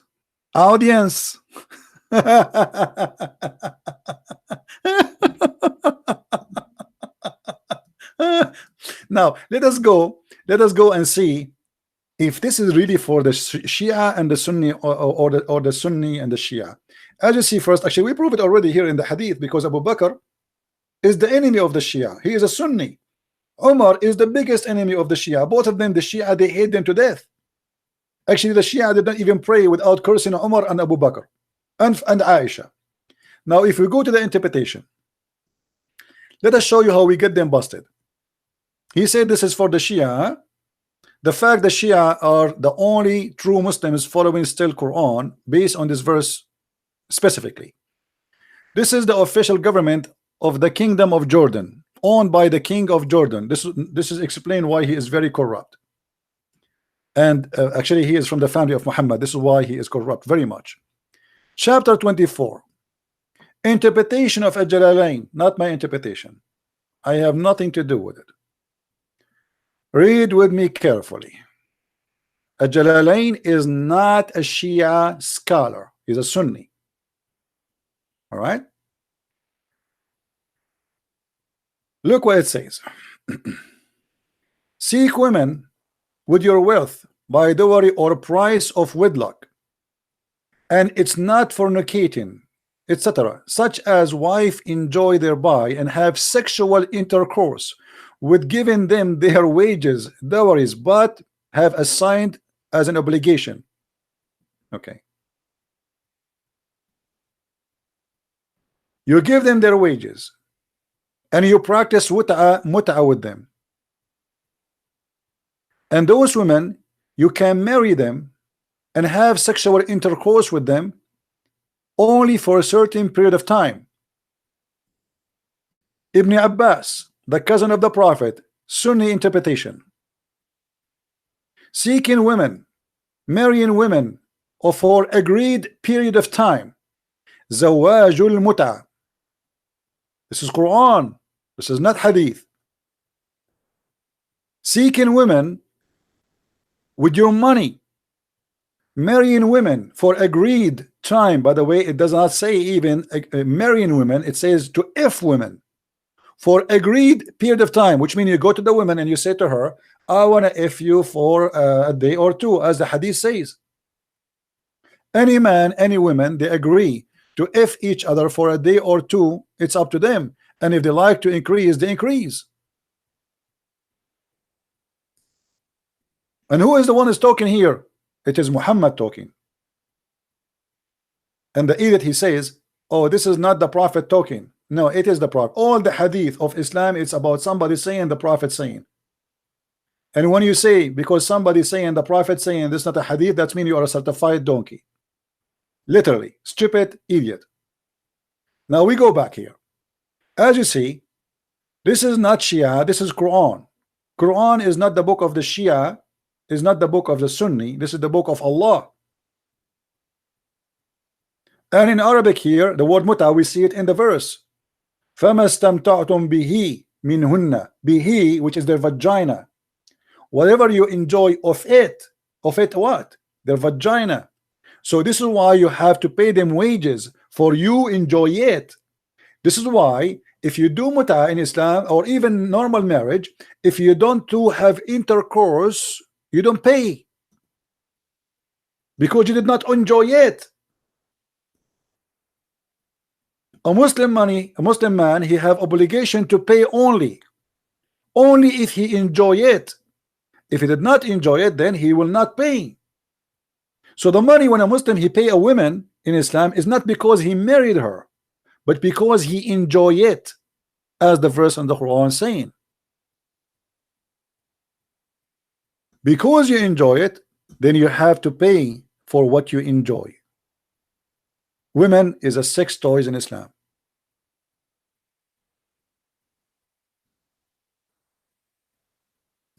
Have you ever heard of such a stupid cult like this before?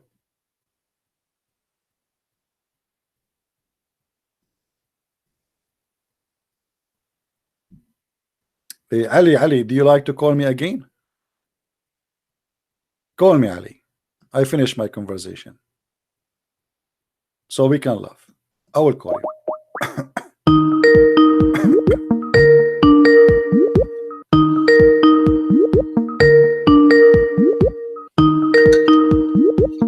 Answer, Ali, answer.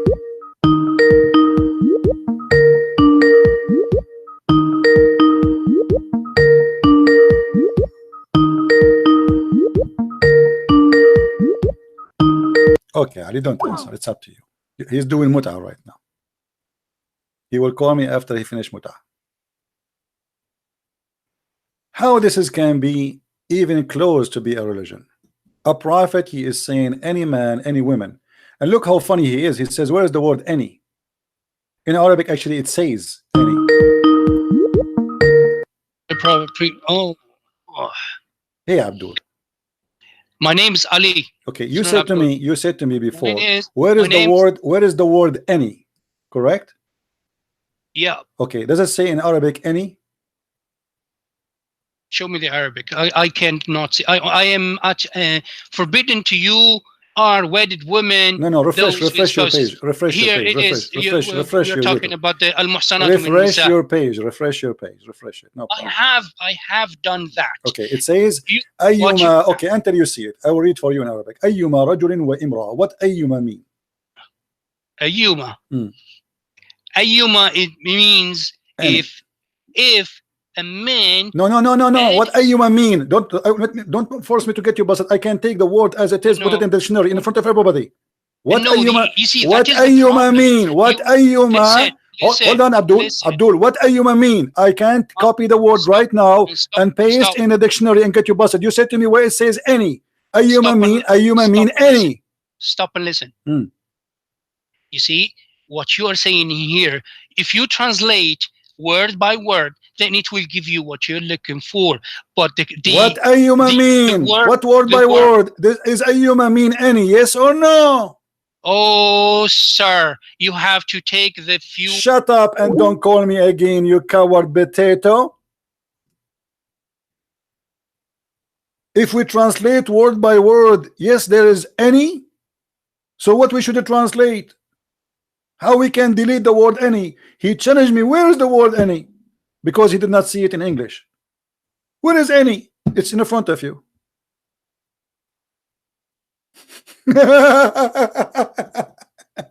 I feel sorry for you. I don't know if you will have a heart attack by the morning. You know, let us pray for Allah, brother, that he will save your heart and tomorrow. And brother, let us ask Allah, brother, that brother save the heart of Ali from having heart attack because he was getting busted left and right, brother. What's wrong with you? If you take it literally, yes, you find what you are looking for. This is what we are taking. This is a translation. It says ayyuma rajulin wa imra'a, any man, any woman. This is what it says. But the coward, he's stuck with the where it says any, because in English it doesn't show in the translation.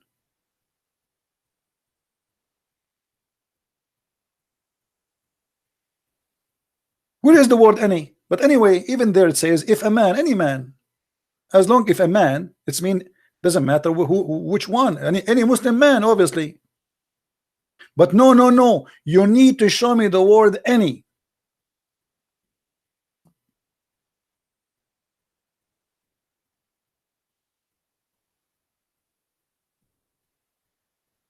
I feel sorry for you, Ali. Really, I did not mean to spank you hard, but I hope you have Vaseline at home. Next. Who is next?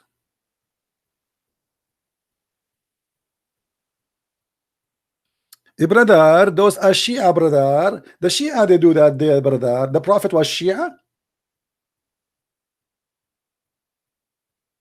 And the brother, here it says that Salama, he said, the brother, this is not the Prophet saying, brother. What do you mean? It says Allah, apostle said. Brother, this is not the hadith says, brother. But somebody says the Prophet said, the brother. With all the hadith says Allah, the Prophet said, the brother is stupid. Even the Quran was collected from the Muslim, not from the Prophet. Which means somebody said this is the Quran. Which means the Quran at the end of the day is a hadith. Actually, even the Quran report that this is the best of the hadith. Silly, stupid, and they are no match even to say hello. And the guy is so excited. I want to talk to the audience. Audience, Christian Prince is ready, and we are not ready. What ready? Here we go. We are moving with you. We say something, we jump to different topic in a second.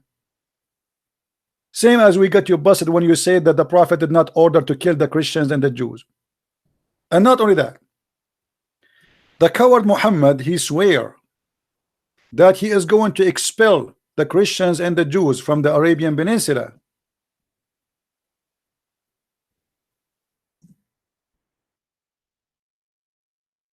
This is why there was left 0 Christians and Jews in Saudi Arabia until lately we have the oil discovered. So the Saudi, they cannot build their own country because they are Bedouin who do not know anything.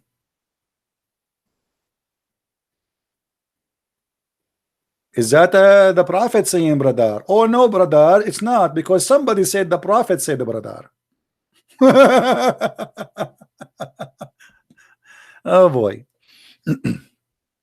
And as I agree with him, we are not debating here, brother. We are spanking. I never debated a Muslim. All of you are a bunch of kids. You think by lying you can get away with it. And this is why they hate me showing reference in the screen. They want me to show my face so no reference will be showed, and they can say he's lying. Where is the proof? So look what happened. We show them the reference of everything, every single word we say, every statement we make. Yet still they have, because they have no dignity, they deny what is in the front of them in the screen. What kind of a prophet? He say any man, any woman, they can F each other. This is not about marriage, by the way. The word marriage here does not exist. You see the word here between two brackets, marry, it's not exist. It says أيما رجل وامرأة توافقا فعشرة, or فعشرة, which means you live together. There's no marriage. The word marriage never exists from from the first word to the last word in the hadith. Ishra, live together, have fun. So if any man, any woman, they like to sleep together, live together from a day to a night. And he said to us that the muta, if you do muta, you do not know who is the father. We heard him, right? So why your prophet allow it? If it's important to know who is the father.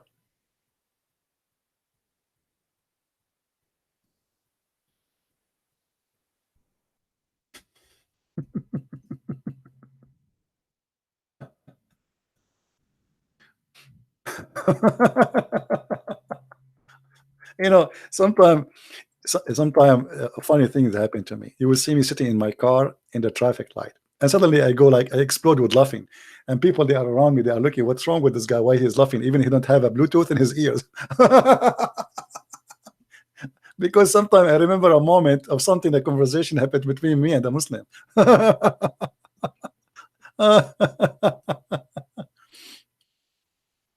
And yes, Muhammad, he was born 4 years after his father. If you have my books, you can see all the reference, and we can show it right here, right now. But remember, just to show you how silly Muhammad is. Muhammad, he said that if a man, he want to have sex with his wife, he have to say certain prayer.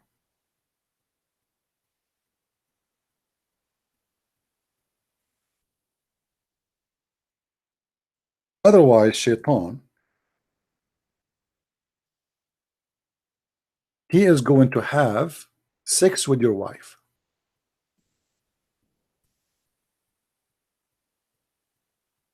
Let us see. Let me try to find the reference in English, not in Arabic.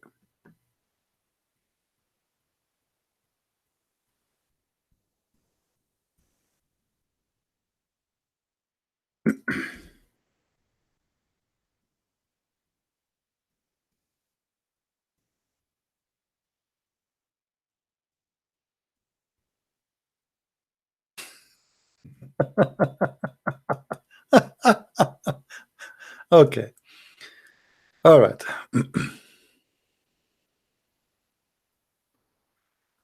um,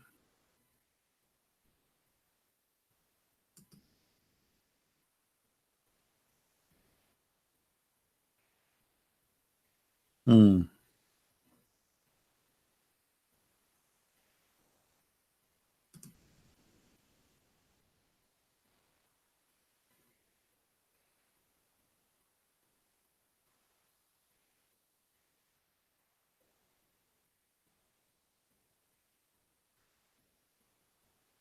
Let us see. I'm just trying to find the link in English so we can read together. How the Muslims explain how Shaitan will wrap himself around your penis if you don't pray before you have intercourse.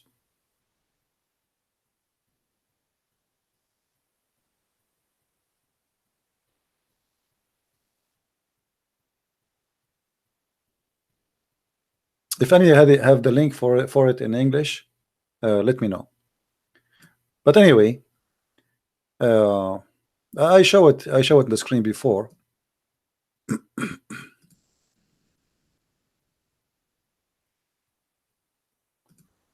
In this website, we can find only a hadith, but there's no details. So before you have sex, you have to say this prayer, otherwise Shaitan is going to round himself around the penis of the man, and he will be doing the women with the husband. And based on this story, Muhammad is just made a fool of himself, because his parents, they are not Muslims.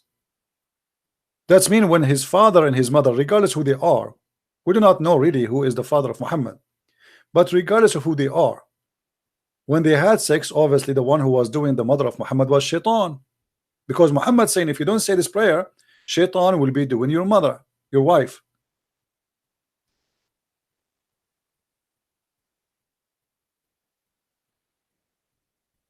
How in the world those people, they even have, what kind of cult this cult is?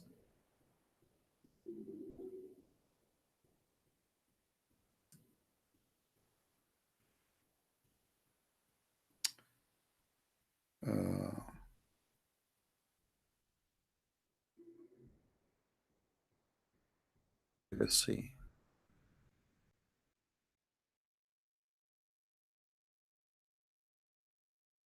And not only that, by the way, there is tons of Muslim website. Like if you go right now in Google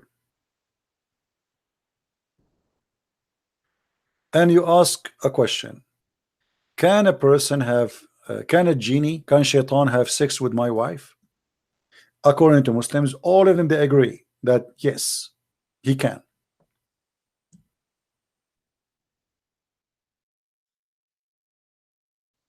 Assalamu alaikum. I am married for 24 years. My marriage has not been one that I can be happy with about. Many argument, etc., blah blah blah. And then he says, I have noticed that she would, his wife, be sexually aroused, which have not seen before, in her sleep, and when I wake her up, she is angry with me. I need your help since my marriage is heading for divorce. Answer: Assalamu alaikum, brother. Guys, is the text clear? Can you read the text, or it's not? Is the text clear or not?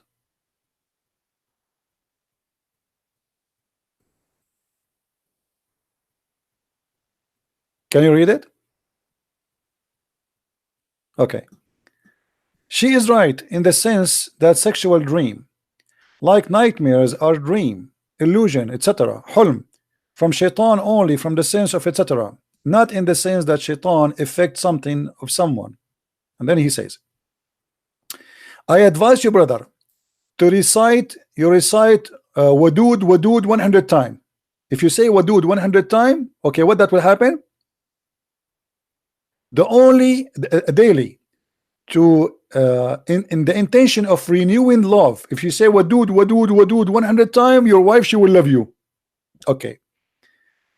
And ransom the couple, blah blah blah. Okay, and let's see here. Okay, now the truth is that it is possible for a human being and jinn to have intercourse, and At-Talabi mentioned in his tafsir that the meaning of and be, O Iblis, a partner of their human being, wealth and children's, chapter 17 verse number 64.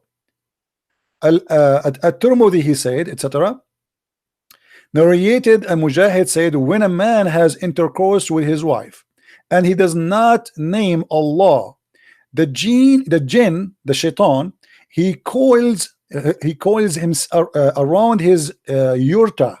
I don't know if I'm saying it correctly, you know, like his penis, and has intercourse with his wife. Guys, I mean, look what's happening here.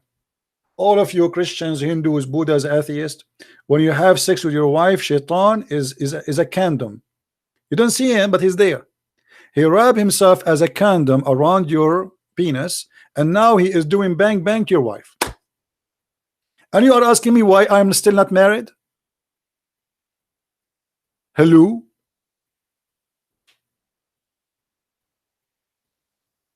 I mean, do you want that to happen to you? Threesome? Threesome? And who is the number 3? Mr. Shaitan.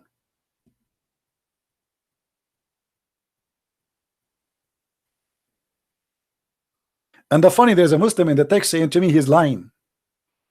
Have you ever seen? I mean, I show it in their website, in their screen, and I am lying, and they are giving even the reference in front of you. This is your Islamic reference, and this is your Muslim website. Sheikh.com. Ask a sheikh. Ask a sheikh, brother. And I'm lying. So look, brother, what happened here, brother. So the shaitan, he will round himself around your penis, and he will do intercourse along with him.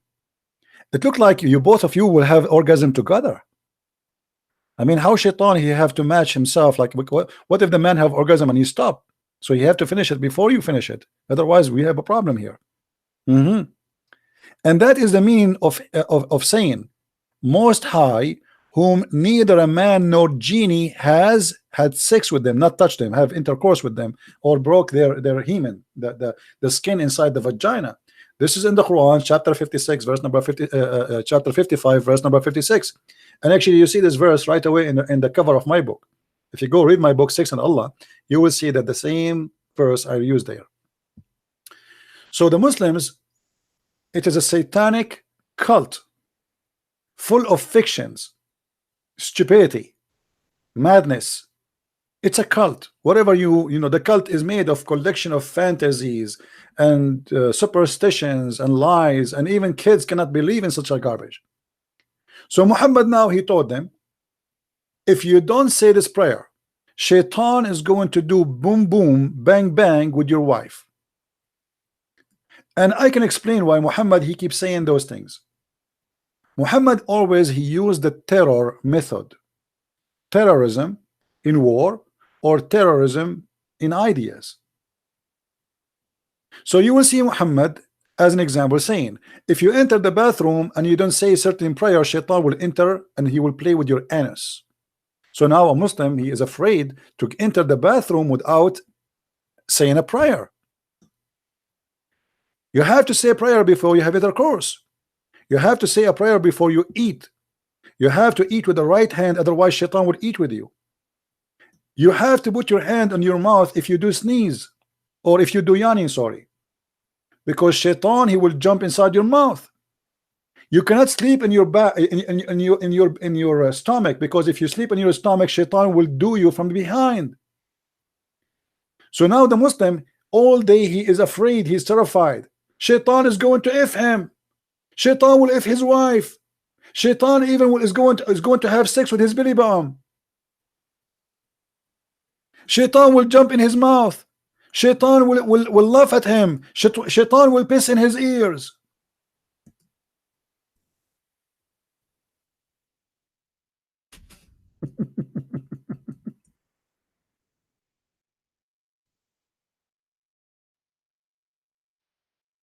Oh boy.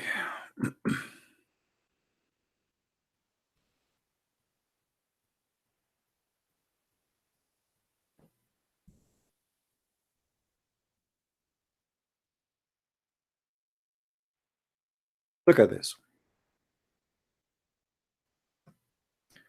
Shaitan, he piss in the ears of the Muslims.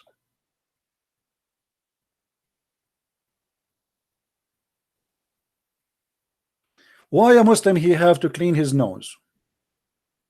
Anyone knows? Why have a Muslim he have to clean his nose? He do like do ablution. He have to blow 3 times with water, which is really disgusting. Imagine you put water in your nose. Because Shaitan, he sleep in your nose.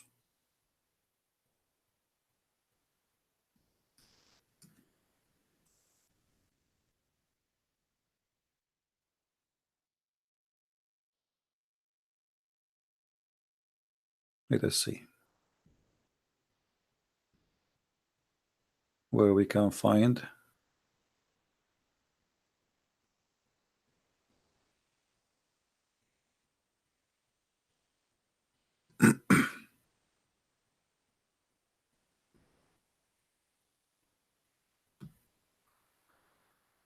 Oh, Lord have mercy.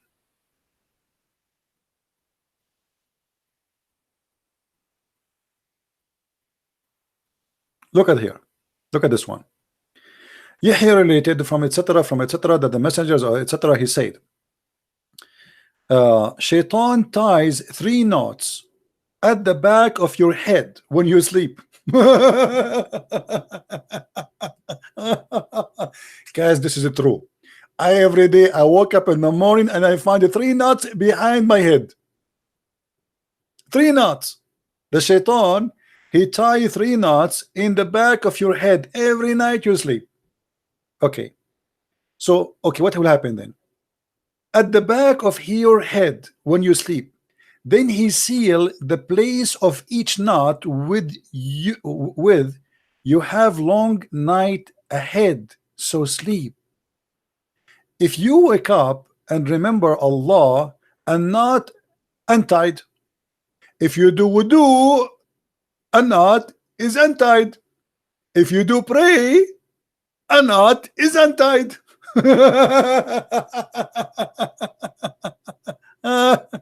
Oh boy, I love it. I cannot hold myself from converting to Islam. Let's see.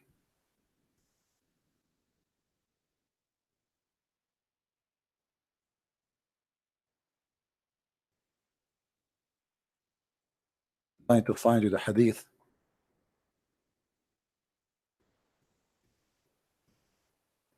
Okay.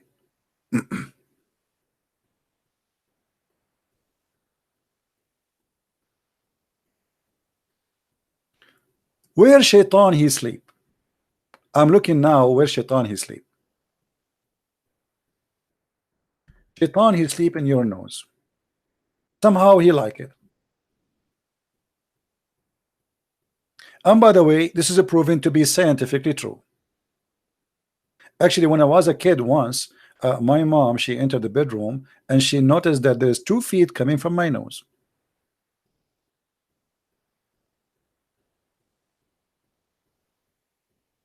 Shaitan, he sleep in my nose. He piss in my ears. He laugh inside my mouth.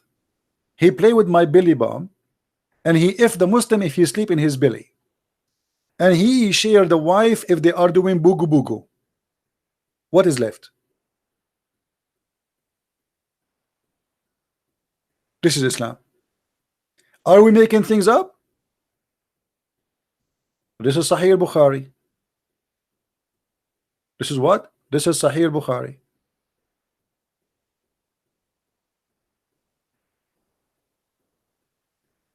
I mean, the shaitan, he can sleep in 5-star hotel. How small the shaitan is? How shaitan is having sex with the man, wife, yet he can sleep in my nose. I mean, don't you see that there's something stupid here? How shaitan he can rub himself around the penis of the man and doing the women, and yet shaitan he can sleep in your nose and you don't even feel him. If a little fly or a mosquito enter your nose, you will go crazy. Shaitan sleep inside and you have no idea he's there. How small he is.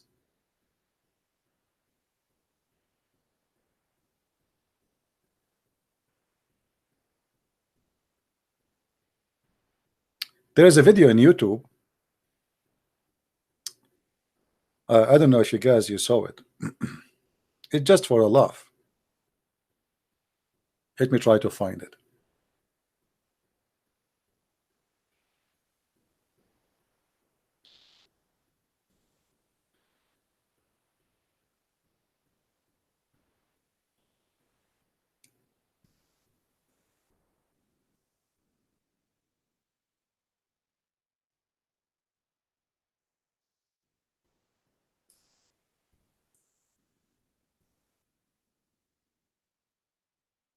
Okay. There's a video here. I don't know if you guys ever saw this video. Let me show you in the screen. You can search the title. Make shaitan fart. I wish I can play this video for you. You will die literally laughing. The sheikh here, he explained how when you enter the bathroom because you don't say a prayer, shaitan, he go and play with your bowels, which means he enter your anus and he block it. And you think you will stay in the bathroom like for 5 minutes, 2 minutes, 3 minutes, but oh, you go like 30 minutes and you are not done. And it's very painful. Why? Because shaitan is inside your bowels and he is playing there. The religion of terror, he want to terrify you, make you believe that you are under attack in every second. Your anus is under attack, your penis under attack, your wife's vagina is under attack, your nose under attack. So you will be worried all day. You will not ask Muhammad a serious question. The whole point is how we can keep you silly, stupid, so you will not question serious questions.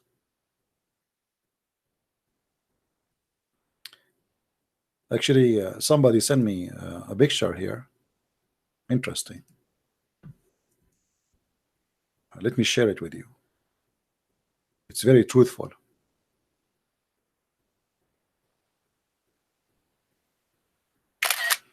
I take a snapshot of it. Okay.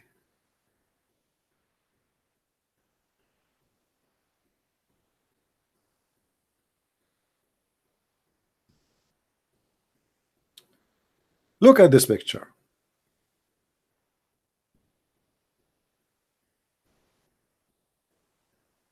Let us share with you.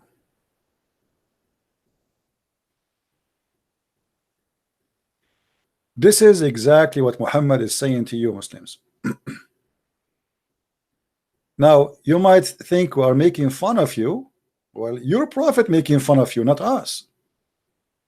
It is not me who said this. It's not me who come with this. It's your prophet who said, and he taught you that. Shaitan is sleeping in your nose.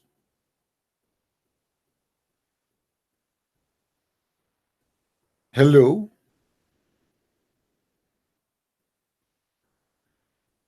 And now Shaitan, he go inside the nose and he is doing this. He's resting, having his beer with him. I mean, this guy who made this drawing is something, huh? So now Shaitan is inside your mouth, inside your nose, and the moon or whatever is outside, and he is like taking a nap, or maybe even daytime. This is a religion, and this is a prophet, and you believe this guy? You Muslims believe this guy, that he is a prophet of God.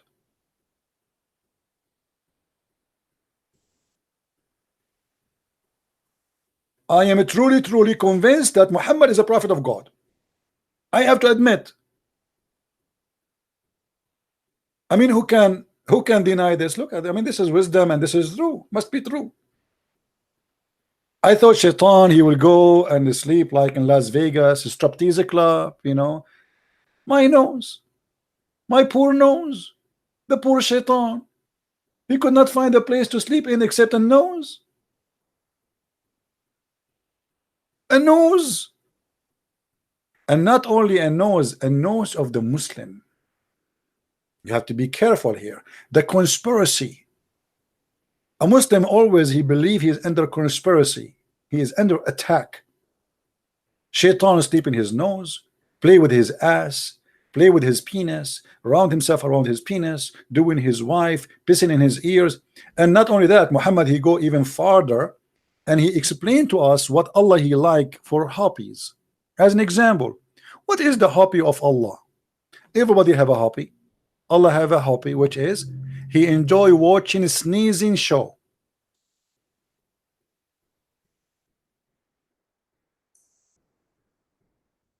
Some people watch Dr. Phil, which is a silly program, or a stupid opera. Allah, he enjoy watching a sneezing show. Look what Muhammad he said. The Messenger of Allah, SAWSMFM radio station, said, the sneeze is from Allah. Huh? The sneeze is from Allah? That is something. I thought it's from cold or something. So sneeze is something good. We sneeze, it's from Allah. MashaAllah. I am really very close to convert. So sneezing is from Allah. Take a note. And yawn is from Shaitan. What in the heck? Yawning is from Shaitan? Oh boy. Shaitan. So when of you, guys, take a note, please. This is very serious. You see, when Trump, he was meeting with this guy from Korea, the balloon guy, King Kong, they were talking about how we can stop Shaitan from getting inside our mouth when we do yawning, because the conversation was long and very boring. Trump, he want to walk away, said, yeah, I need to go to the hotel, which means I can get lost. So now Shaitan is the one who caused you to have yawning. Actually, it is from him. And this is converted by the brother. If we call Zakir Naik and we ask him about this, what he will say? Tadadun, tadadun, tadadun, tadadun, tadadun, tadadun. Assalamu alaikum. Brother, Christian Prince, I told you, don't call me. I told you, if you have a question, call Abbas. Abbas, he can answer you, he can refute you, and he can get you busted. But Abbas have no idea, and now he's snoring, so we have nobody except you, brother. Okay, what is the question? The Prophet said that Shaitan, that yawning is from Shaitan. And when you do yawn, shaitan, he jump inside your mouth and he laugh at you. Is that true? Absolutely true. And I can do now a presentation for you, but I don't feel sleepy. If I am sleeping now and I feel like I want to sleep, what do? You do yawning. Absolutely. So yawning is true and proven. Yeah, we know everybody do yawn, but is it true that shaitan, he jump inside your mouth and he laugh at you? I will give you an example. When you do yawning, first of all, you are asleep, and that means shaitan, he can take over you. So he's in full control, and now he's so happy and so excited. Why he is so happy and excited? Because now you are going to have, as an example, sexual dream. Your wife is ugly, and now it's your opportunity to think about a woman. She is very, very beautiful. So Satan now is very excited, and that's why he jump in your mouth and he's dancing. Dr. Zacharias, have you ever seen shaitan inside the mouth of a Muslim dancing? Absolutely. Actually, I did record him with my slow motion cell phone. You did record the shaitan dancing inside the mouth of a Muslim with a slow motion phone? Absolutely. Because simply, this is the truth and I can prove it. Okay, why you don't load the video on YouTube? Because it is haram. It's haram, brother. The Prophet said bixar is haram. And we cannot bixar that Satan for you.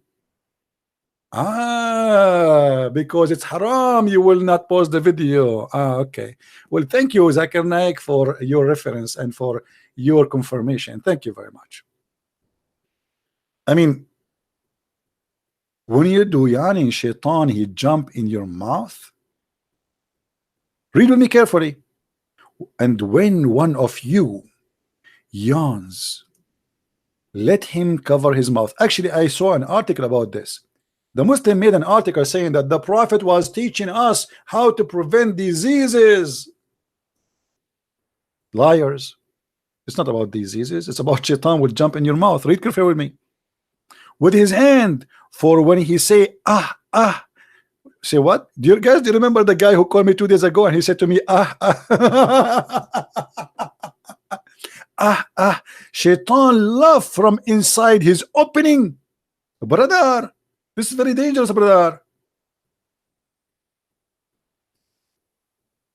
I mean, how in the world you people are not convinced until now that Muhammad is a true prophet of God? What's wrong with you?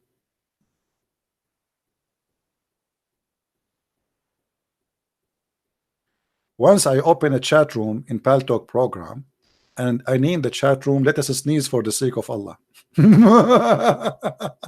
The Muslims, they start calling me names. You coward, you liar. You know, they didn't know. They never heard this before. That Allah, He loves sneezing.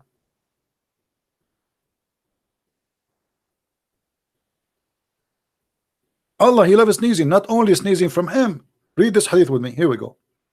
Allah loves sneezing, but dislike yawning. If.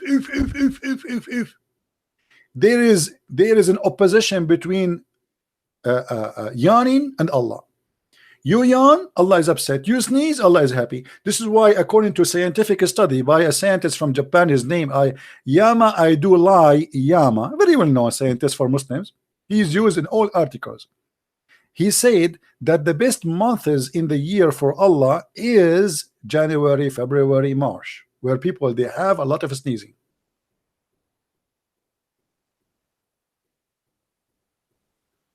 So Allah, He loves sneezing and He hates yawning.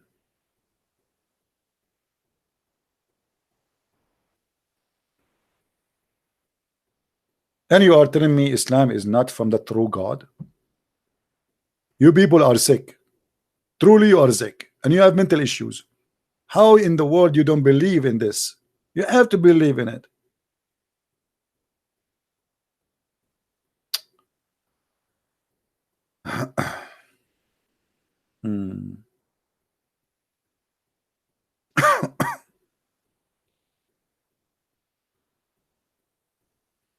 Any Abdul? Mayday. Any Abdul want to do some sneezing? I would like to make Allah happy, man. We will open a sneezing show. All Muslims from around the world, they can join us in the program and they can sneeze as much. And by the way, we have We, you know, why Muslims we don't be caught flu medicine? I mean, how in the world Islamic countries even allowing medicine for flu? As long as sneezing is from Allah, that's mean flu is from Allah, and He like it.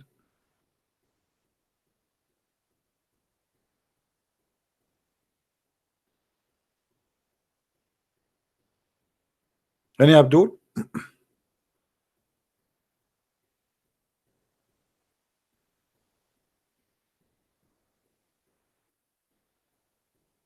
Do we have any Abdul?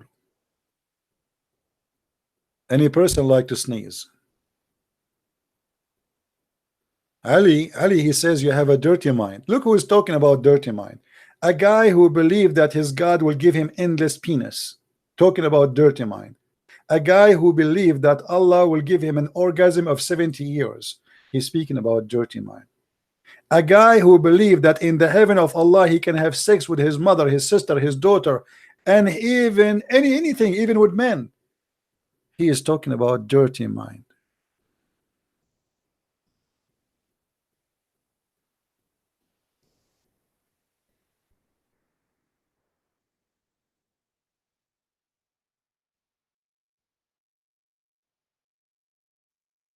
Read with me, Mr. Dirty Mind. The Prophet said, indeed, indeed, in paradise there is a market, and this market there is nothing. There is no buying nor selling except for images of men and women. Ooh. So whenever a man he desire an image, he enter it. Ooh. Homo. We are home. If you are a person who like to have sex with the man, you are home. In the heaven of Allah, you got all what you want. The images are images of men and women, but the customers are men.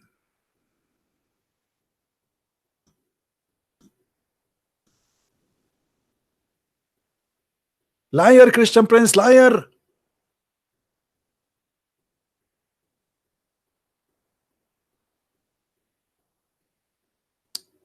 A brother, if we call Zacharias, what he will say now.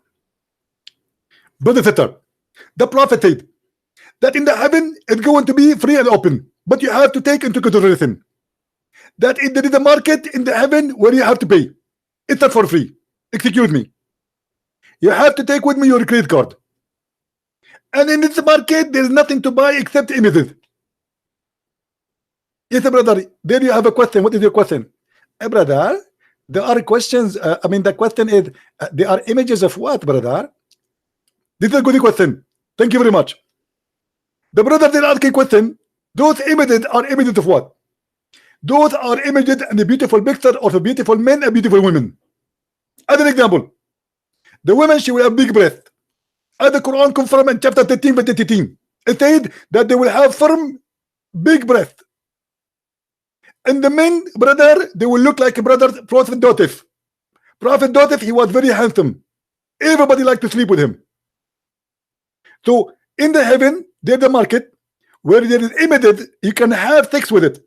And if you like an image, you have to pay first, and then you can go inside the image and you have sex with it. Brother, is it expensive to have sex with those images? To be honest with you, I do not know anything about the price yet. We will find out, brother, when we go to heaven.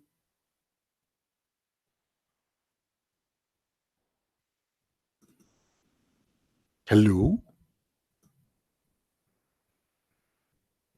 There's a market where we buy and sell in heaven. There's buying and selling. There's no buying nor selling except, which means you buy and sell. And what is the product? Images. And those images are very special, magical. You just jump inside the image, you have sex with it. What's wrong with you people? Don't you feel like you want to convert to Islam? Hello?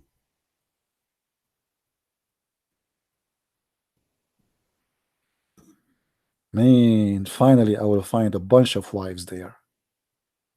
That's why I'm trying to save money as much as I can.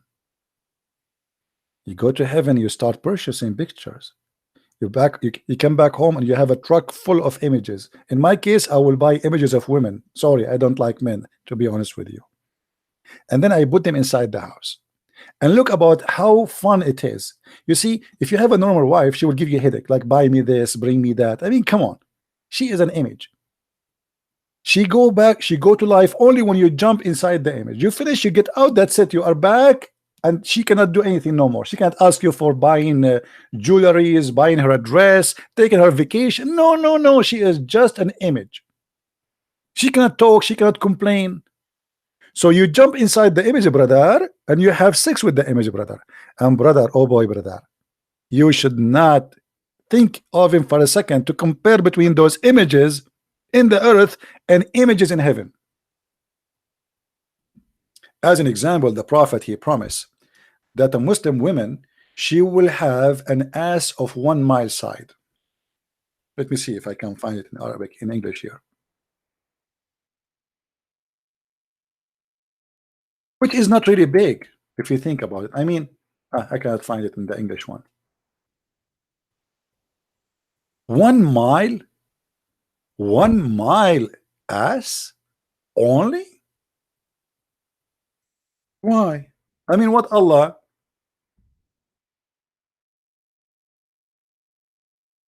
Let us find the hadith in Arabic, even though we cannot find it in English.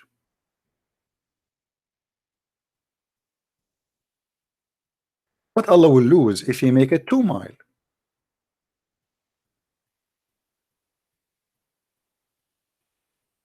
Let us give it another try. Maybe we can find it in different hadith.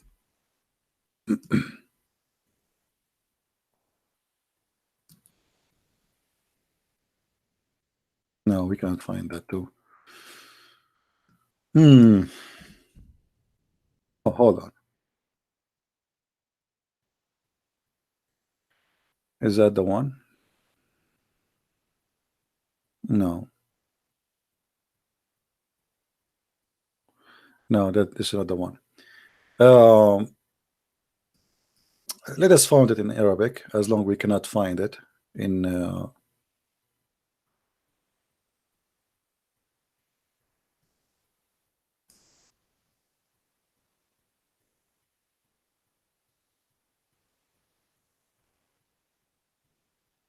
hey, hold on. Looks like maybe we can find that in Ibn Kathir.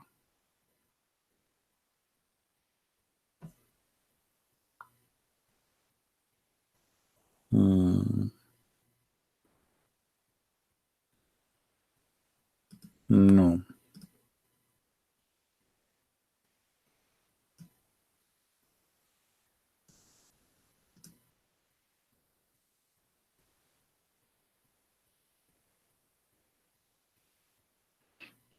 Anyway, the hadith here is in the front of me, actually, as long as I could not find it.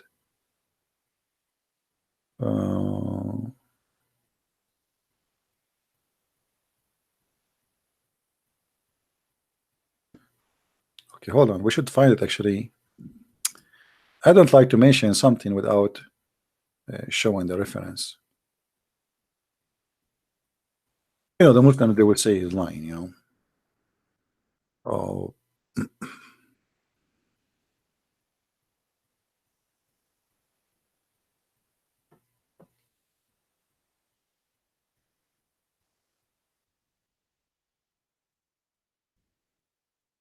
Let's see.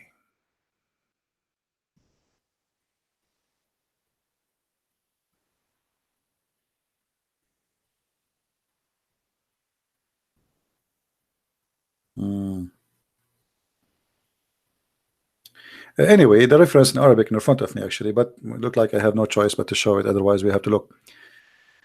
ثم in blah, blah, blah, it's mentioned here. Okay, it says وإن الواحد منها ليأخذ مقعدها قدر ميل من الأرض. Each one of them, his ass will take a space of 1 mile in the ground. Alhamdulillah. Alhamdulillah. I was worried that my wife in heaven, she will not have the good size as us, which is very important. And now I'm thinking actually to open a manure business. 72 women, 72 ass, each one of them, her ass is 1 mile. Can you imagine how much manure we can generate every day?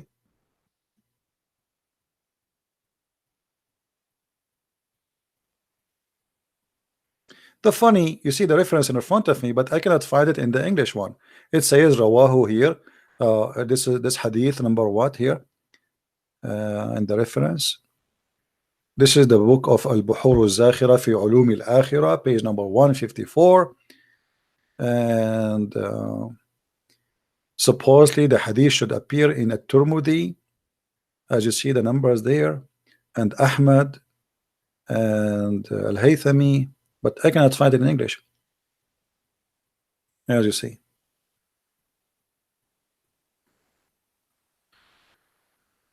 Do we have any Muslim?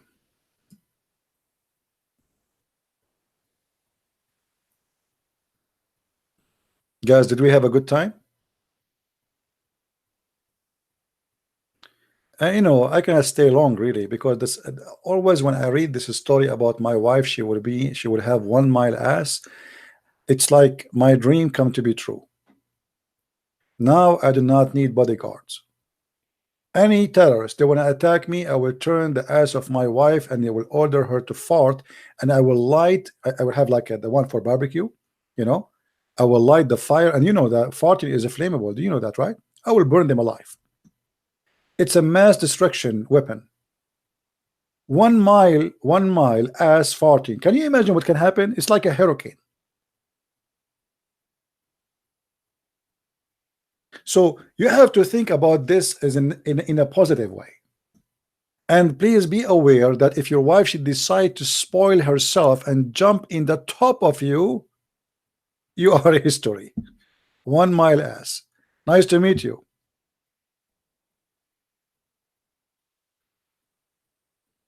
Don't forget, guys, to subscribe if you like our channel, and don't forget please to download our videos as soon as we finish. I don't keep my videos here for long. There's many channels. If you are in the chat, those who post my videos, give one. There's many channels, they copy my videos and they repost them there again, so you can watch it and you can download it and subscribe to their channels too. All right, so feel free to download my videos, translate into any topic, any language you want. I don't make those videos for me, and that's why actually I don't keep them, and I take them off just because I want to be sure that Christians are really posting them all over. And then we will have a guarantee existence for those videos for a long time to come. And always copy the videos and back them up in, like, if you have a hard drive, if you have G drive, whatever, you know, free accounts. There's many companies, they give you up to like 100 gigabyte free memory online. You can save them there, just a backup in case they delete your video or something happen. All right. Do you do Arabic videos? No, I don't do Arabic videos. Because if I do an Arabic videos, the Muslims will go crazy. There's a Christian chat room I used to go to in Arabic, and the Christian there, they asked me not to come. They told me the second they see you, the Muslims, they leave. Because in Arabic I am like 100 times more powerful than in English. You know, English is not my first language, and you can tell, you know, there's a limitation. So in Arabic I am like way different from English. And you can tell the difference, you know. Hey Ali, how are you? Ali is talking about coward. Ali is talking about coward. Ali, do mut'a and call me tomorrow. Why you don't take my call? Are you calling me, Ali? Okay, hold on, guys, hold on. I thought we are done. Look like Ali is calling me. Ali, you are calling me? What do you want, Ali? Be careful, I will take you back to the muta, and then you will be in trouble, brother. So do you want me to call you, Ali? Do you want me to call you? Okay, Ali, I will call you.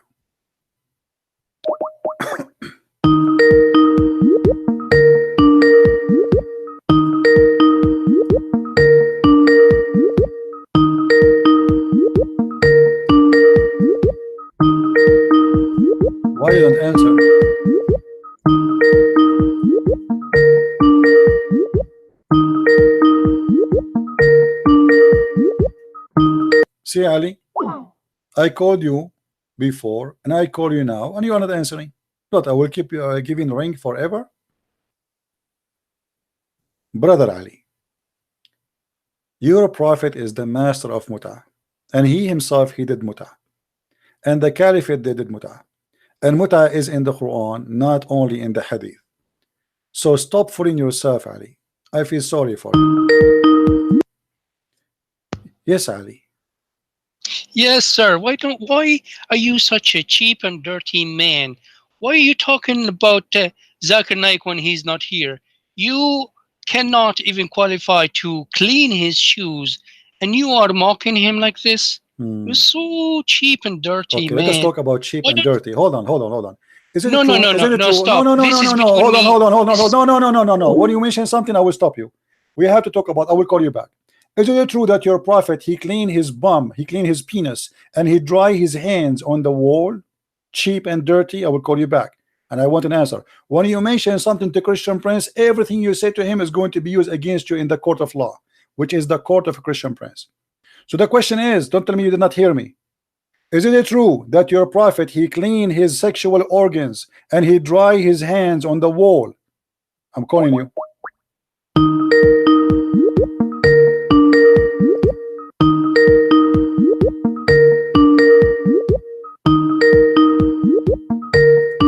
Answer.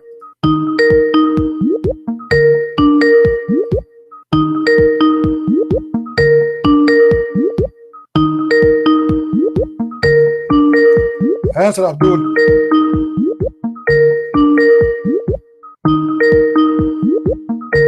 Hello.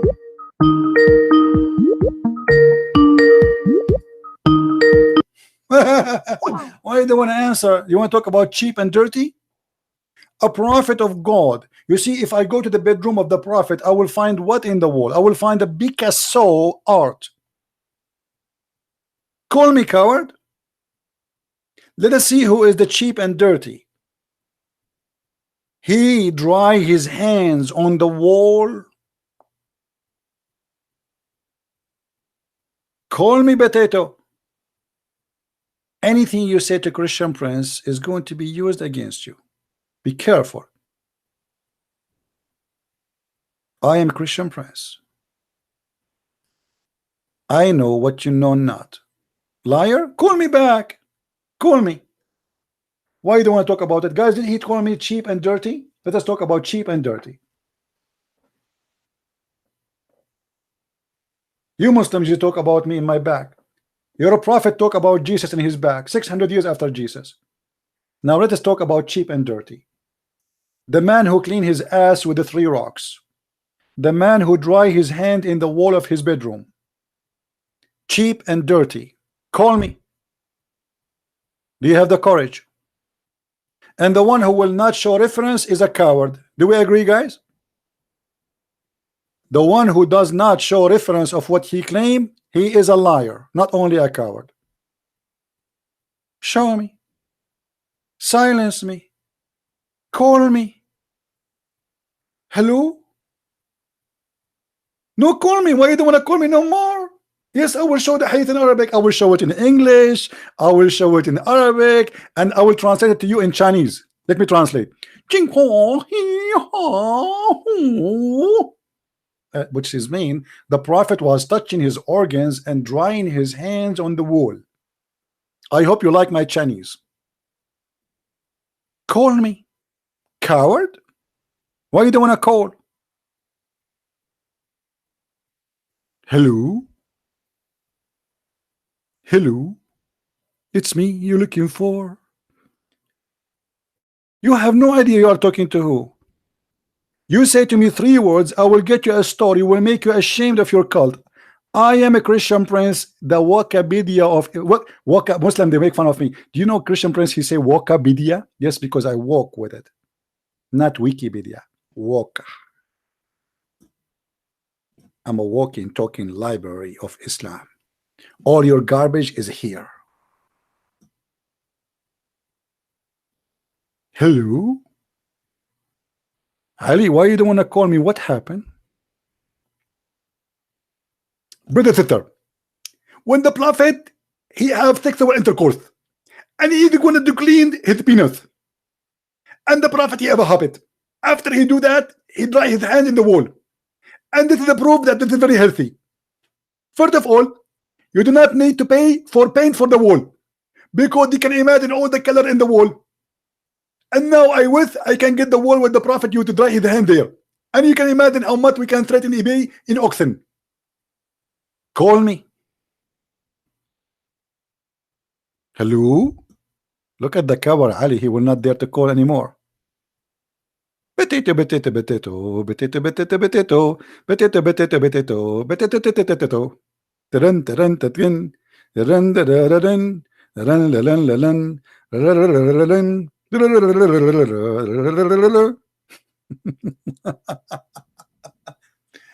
Abdul, you have no idea you're talking to who. You have no idea.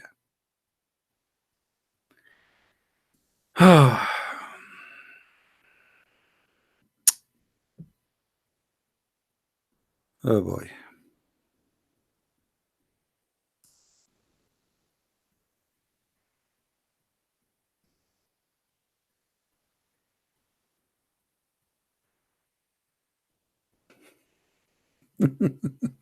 Anyway, guys, I have to go really. I got to do some shopping. My fridge is out of, I have no food left. And Jibril did not bring me any pizza. And you know, we are not like Muslims. Allah, he sent food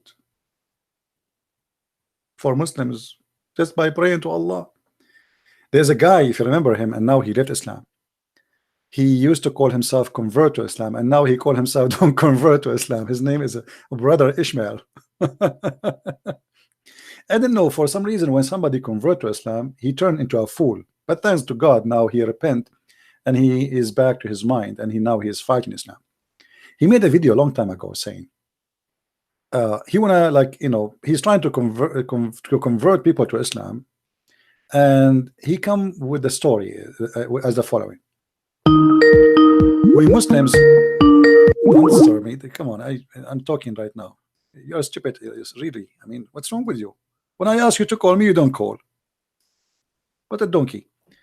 So he made a story, and he said, each time I go to the grocery store, as an example, this miracles Allah he did. As an example, each time I go to the grocery store, and then I go to the cashier machine, and then suddenly I remember I forgot my wallet. And the bill I have to pay, as an example, $7.11. And then I say Allah, Allah, Allah, and then I put my hand in my pocket and I found exactly the exact amount of $7.11.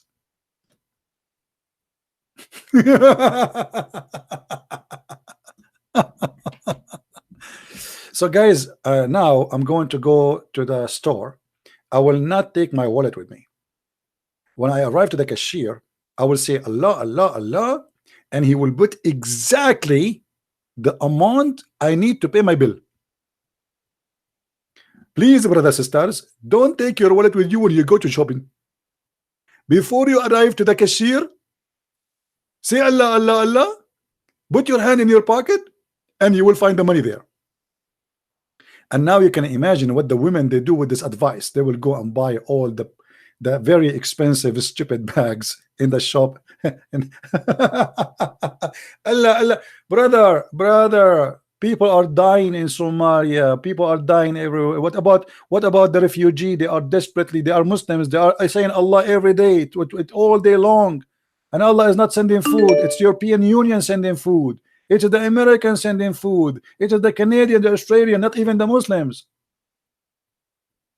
Allah, Allah, Allah. Allah, Allah, how are you? Everybody waiting for you. Allah, Allah, come over here. Shame on Muhammad, shame on you. Allah, Allah, how are you? Allah, Allah, shame. Okay. Anyway, guys, I will try tomorrow to come on air. What do you think, guys? Should we come tomorrow on air? Shall we? Yes or no? You tell me. Now, I will check this video. Let's do this. I will see this video downloaded and posted by how many of you? If we have at least 5 people download it and post it, I will be on air tomorrow. Kabich? Just 5. At least 5 people download this video and paste it in their channels. And I will be live on air again tomorrow, and we will enjoy our time. And we are here not to make fun of the Muslims, by the way, but Islam is stupid, what we can say. I feel sorry for them, and we are here to save them from such a stupid cult. Those people, they think they have God, they think they have religion, they think they have a prophet, but the fact they have an imposter, a person who is making fun of them. He have no ethic, he have no dignity, he have no truth, and he is a liar.